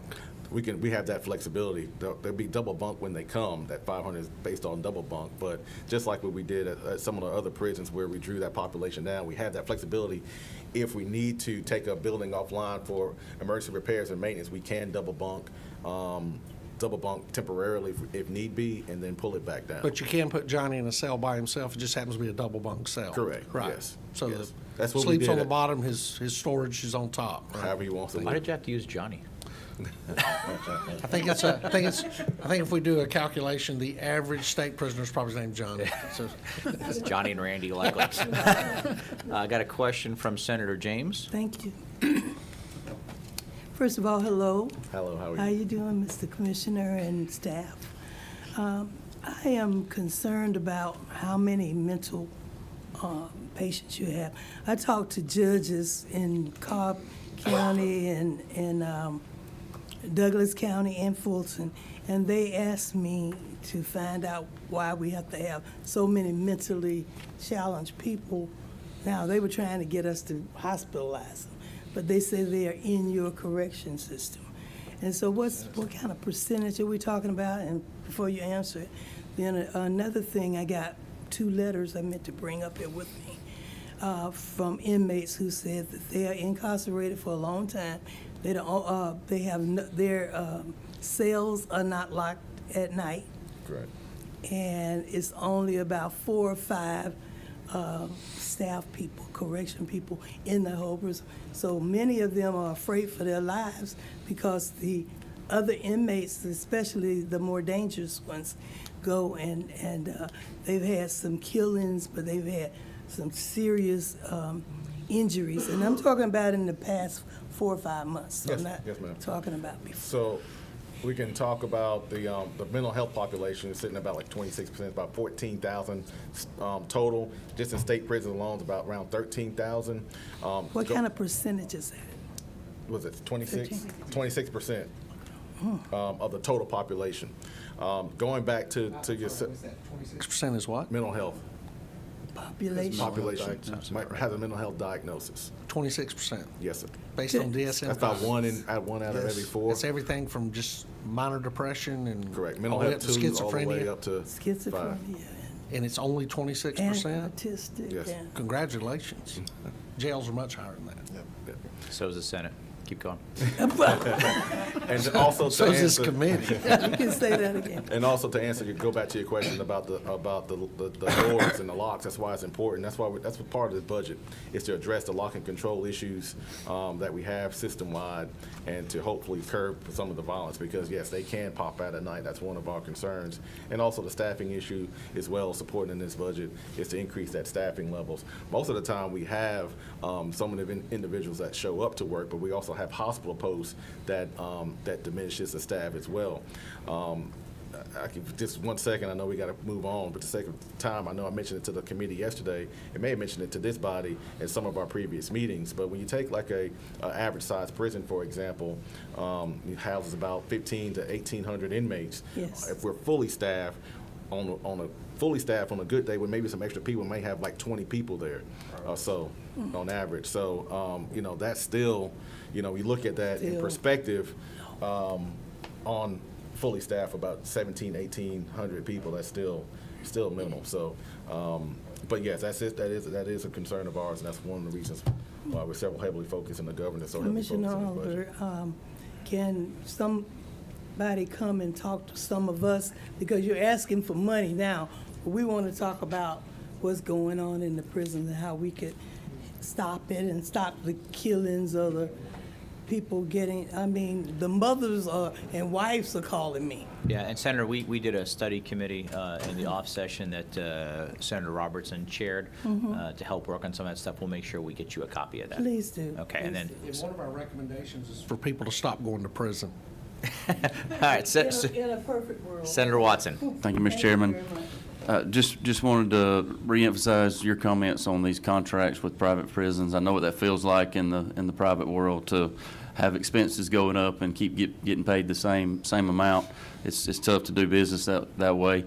But I also just wanted to ask, do y'all have conversations with them about moving inmates to prisons in other states that they have? Yes, sir. That recently came up, and then one of the things that I would just say is that we want to try to maintain and control the population as close as possible, depending on that population and what goes out of state. Talking about family unification when it comes to visitation. I know we had some conversations about, well, let's take some inmates who are pretty much maybe that don't have family that come to visit them, but visiting rarely. But you're still talking about transportation costs, across state lines. I know we can do virtual court options now, but just to have that close proximity, to have our state sentence offenders inside the state, in my opinion, it would be the best option. Now, of course, we get to a situation where we have to house them out of state. We probably look at that as a last resort, but my recommendation would be to keep them in-house. Okay. Well, I know if they're staying 42 years, and they don't have anybody visiting them, or it's rare, then I would think that might be a good idea. Senator Lucas. Commissioner, what are y'all doing about recidivism? Most of these guys are folks who are getting out, whether they got a driver's license, whether they have a trade or got a trade, out of the system. But a lot of them end up, as soon as they get out, they got kids and child support is right on them. They can't afford to pay the child support. And what I look at is, if we can get them to work, then the work will help pay the child support and keep them from doing the things that got them in the first place. Agreed. I think we mentioned earlier, I think it might not been in here, but I think, like I said, we have like over 13,000 offenders that are enrolled in our technical system program. We handed out over 25,000 certificates. So we give them the skill set and the tools that they need to become successful upon reentry to society. I think, when I go around and I talk to some of our local business leaders and trying to encourage them to hire and to employ some of the individuals coming out. And if they can, we also give them the skills to be entrepreneurs. rewards as well with some of the things that we offer them. And so they have the opportunity to do so. Now, one of the things we can't control as far as other agencies or any obligations that they may have financially upon their release that sends them back into our system. You know, that's one of the things that that's kind of out of our control. But we do a phenomenal job of giving them the tools and resources to be successful upon release if they choose to take advantage of them while they're with us. The other question is, if we use out-of-state prison, who has the liability? We still have that liability. So our best option is not to have to use out-of-state prison, if we still carry the liability part. Yes. And I think to that point, I know we have to. Yeah, we're gonna have to keep going. Okay. We're way behind. Sorry about that. That's all right. No, this is important, but we need to. And also, I'll move on. State prison safety, security, technology. I know we spent a lot of time on this, talking about managed access systems, digital forensic contracting, our mail offsite, and we've had, and for the sake of the other committees who weren't in those meetings, the managed access system and drone detection systems at $35 million. That's to mitigate our cell phone interdiction and also drone interdiction. Most of our contraband comes in orchestrated on contraband cell phones, whether they come in through throwovers, drones, the majority of it, and then you got other means in which it comes through. This is to mitigate that, and adding 14 additional managed access systems, bringing the total number to 27. The 13 that was funded in the amended 24 and 25. We have 5 currently operational, with the remaining 8 to be complete by June 2025. And just a very brief update here for the committee members. Senate's led on doing all this to implement this technology to stop the cell phones, the drones, all that stuff. I want to thank Commissioner Yu and Alan and the team. We've been doing monthly calls on status updates with Chairman Tillery, myself, and our House counterparts to push through this. What I'd like to do, just because we're running low with this, is let's look at what the schedule looks like for this will be the last set we're going to need to purchase to be whole, right? Is that correct? Yes. Okay. Let's look at what that schedule is going to look like, so we all feel comfortable. But we don't have time to go through that today. Okay. But kudos in the work being done. I'm going to do when we're out of session. For this committee as well as the full Public Safety Committee, we will do a committee meeting at 1 or 2 of our state prisons that have implemented this technology. You can see where all those dollars were spent. Absolutely. We're Thank glad you. to host you. And also really touching on the digital forensic unit, as you know, that's $2.2 million. The House added a additional funding to support the covered expenses projected by the expenses. So it was originally at 1.4. House added in some to make it whole based on the expenses that we have covered there. Off-site mail screening, as you all know, we talked about that. So they're the joint. A lot of our some of our contraband comes in via mail, so that's bringing it off-site, scanning it in, and then getting it back back to the inmate, and that's at $913,000. Yes. Real quick, the off-site, is that done by DOC employees? No, sir. Okay, so it's a group we contract with? Yes, we will contract with a vendor to provide Right, that service. and so they will read the mail on their Chromebooks? No, so the mail screening will be done off-site. They'll scan it in, and they'll actually mail the paper back into the prison. So it's a copy of it. So not the actual letter that was sent. It's a copy of the mail, because most of our contraband comes in with that treated paper. Right, so they open the envelope, they scan the letter, they take the scanned copy, fold it up. Copy the letter, I should say. Instead Yeah, of scan. right, sorry. Okay, they copy the letter. Yes, sir. Then they fold up the copy, put it in a new envelope, and mail it into the jail. But the exception to this is legal mail, correct? They can do legal mail as well. They can copy legal mail and send it in? They don't copy it. No. They don't copy. Go ahead, Alan. Yeah, so the way it works is they have a more rigorous process than what we currently have, because they actually verify an attorney. Okay. And they make sure that they have the proper credentials, and they also validate their identity utilizing a government ID. Right. And then the attorneys are given a QR code, basically. They're given QR code labels. When they want to send something to the prison, they put one of those labels on it. They have to go online through the vendor's website.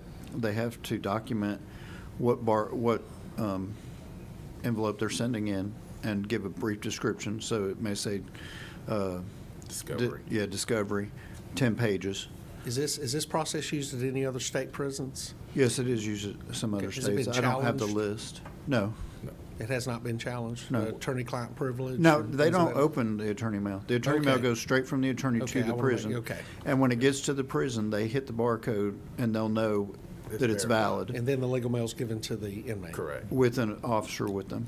Correct, like Like it should. Yes. Yeah, so that's not interrupted. Just to let the committee know, the challenge with mail is they literally soak the paper, and they literally, when they get that, they're then smoking it, huffing it, whatever they're doing, because it's laced with drugs.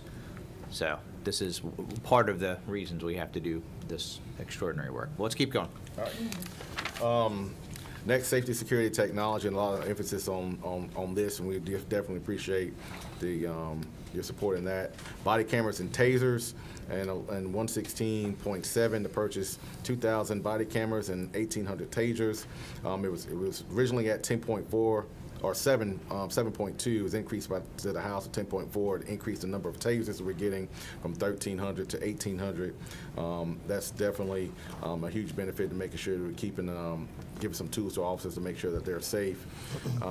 Additional officer tablets, as you all know, that's been a huge benefit in retention to our officers. As we go around, they're able to document what they're doing as they're doing it. It gives them an electronic device that are going in and writing things in the law books that can continue to do their job and manage that. The Overwatch unit and logistics unit, that was added in by the House.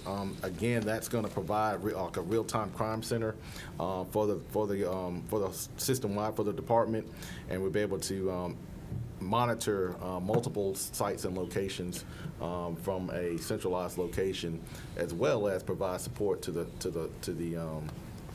facilities on the ground there. So let's just talk about this very briefly, because I think this is important. In a challenging time of both aging facilities and not always having the full staffing, this allows us in a central location to be watching, looking, alerting, doing everything, using new technologies and tools Correct. such as AI, et cetera, to really take our ability to be watching what's going on to a whole new level, and ultimately protecting both, not just obviously our inmates, but more importantly our COs, et cetera. Is that right? Yes, it's a force multiplier on that, in that front. You know, we've have sort of a system in place now that kind of does that, but it's not to the full extent of this, and it's already proved to be effective when you're talking about having some extra eyes and ears from a standpoint looking at it remotely. Just to kind of give a brief example of how it'll benefit. Right now in our communication center, we just have cameras that we can monitor certain prisons and things of that nature there.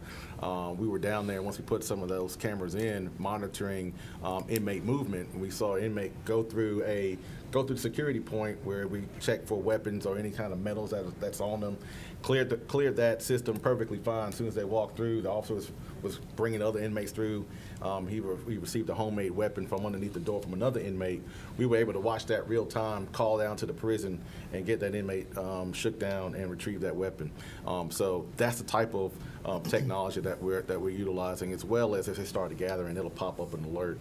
And this is a game staff. changer. This And is for the record, fantastic. the analytics caught the weapon. It wasn't an officer that caught it initially. The analytics caught it and pointed it out. Love it. This is fantastic. This is the future. As sad as it sounds, we're moving forward and using technology that Quick Trip convenience stores have been using for about 5 years. That's good. Usually we're behind it. Yes, sir.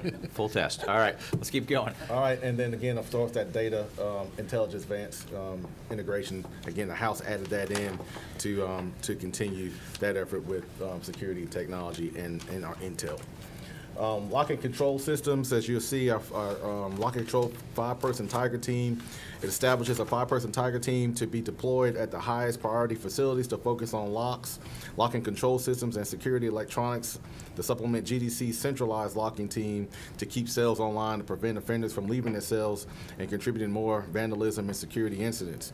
Utilizing contracted maintenance staff will allow GDC to address locks, locking controls, and security electronic upgrades in a timely manner. So definitely support that, and amended in $248,000 as a funding for 3 months in the FY budget. Again, we're going to talk about the modular units, the site work and construction of two 126-bed modular units that was originally, if you all remember, was 4. The House backed it down to 2, really emphasized to stay on track.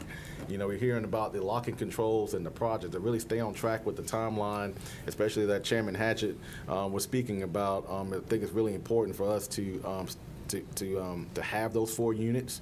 So we can stay on track and get these locking controls and hardening projects done within a timely manner. The max mods can be in place and operational, all 4 of them can be in place and operational before the end of the year, utilizing existing staff that we have currently in the locations that we've already done. We've already done some of the site work or we looked at some of the sites that are conducive to put these 4 modular units or max mods on. And again, it's a one-time cost to us that can last forever and to give us that additional bed capacity for decades to come. So, And I think we're all learning just what this is. We're going to play the video. We just don't have enough time right now, but we're going to make sure that we send it out to all the committee members. This is not modulars. We're going to move them around. It's just some prefabrication so they can go in faster. We need this. This is critical. We've hit a point to do that, and I think we need all 4 of them, candidly, and that will be our intent, is to boost those back up for you and get them in just as quickly as humanly possible, because I know because of that, so many other things get fixed. So thank you for leading the charge in this, not backing down and standing a firm position. yes, sir. Thank you. All right. We'll move on for the sake of time. And again, of course, you see the design and construction for locking control systems. We already talked a lot about that, but that's at $34.2 million. So that's bringing the total to $81.1, again, for our locking control systems. Emergency repairs and maintenance, again, I won't belabor this point. Again, you all know the need that we have for upgrading and keeping up with our capital repairs and maintenance, our aging infrastructure, aging facilities, also to address the backlog and our major maintenance and repairs. A lot of that stuff has been delayed or deferred, I should say, and so just kind of get us back on track with that. So that's why it's important to have some of these Tiger teams and regional maintenance staff in place to make sure that we get this. And just who's doing that work on 116.15 for the $35 million? That's work done by our staff. Work done by our staff. Engineering and construction. Okay, great. All right, Well, thank it's not, I mean, they hire contractors. I understand, it's but managed it's by- driven by us. Okay, that's fine. All right, maintenance and project management support. As you can see there, given the retention challenges of our current bandwidth of facility maintenance staff, the governor's budget and the amended by the House includes additional surge facility maintenance staff and regional support staff recommended by Guidehouse to address needed projects, as existing staff do not have the capacity to take on significant new projects. GDC identified 103 vacant facility maintenance staff positions in the state prisons that's impacting its ability to keep up with both basic and emergency maintenance. The governor's recommendation, based on Guidehouse assessment, includes funds for additional contracted in-facility and regionally based maintenance staff alongside dedicated Tiger teams to be able to focus on lock assessment and repairs and skilled trades needed as facilities statewide. So those funds will be needed to do the necessary work to keep up with that volume. The amendments at 9.2 was modified by the House. It was at 15.2. And what was the reason for them? I guess it was just the time. It looks The like time it was gonna 4.5 take. months to 3. Okay. Correct, yes, sir. All right. Yes, sir. All And the right. same thing with the skilled Tiger teams, Craftsman Tiger teams. Again, that was reduced based off of the 3 months time to get them in. All right.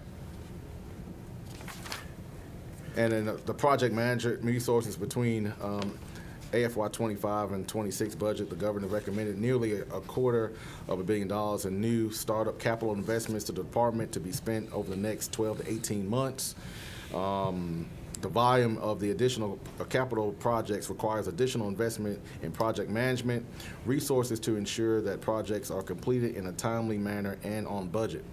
Corrections has a current project management staff of 12 fully dedicated to other ongoing projects. Guidehouse and the partners are familiar with the current GDC construction practices and facility needs and have recommended establishing 2 regional project management offices to be overseen by a statewide project management manager office lead to manage incoming projects.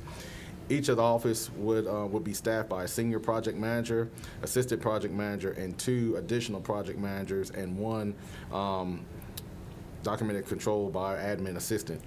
The projects would be assigned to the project managers based on the scope and size of the project. So that estimated cost right there is 5.9. All right, we're going to have to talk about that one. So Yes, sir. who would be these 10 project managers? Who would they be, what company would be providing those? So we'll have to put that out to bid. We'll be working with and with the contracts and putting that out. Okay, so a facilities project manager typically in the marketplace is somewhere between kind of $50 and $80 an hour. This is 12 months for 10 project managers. That comes up to almost $290 per hour.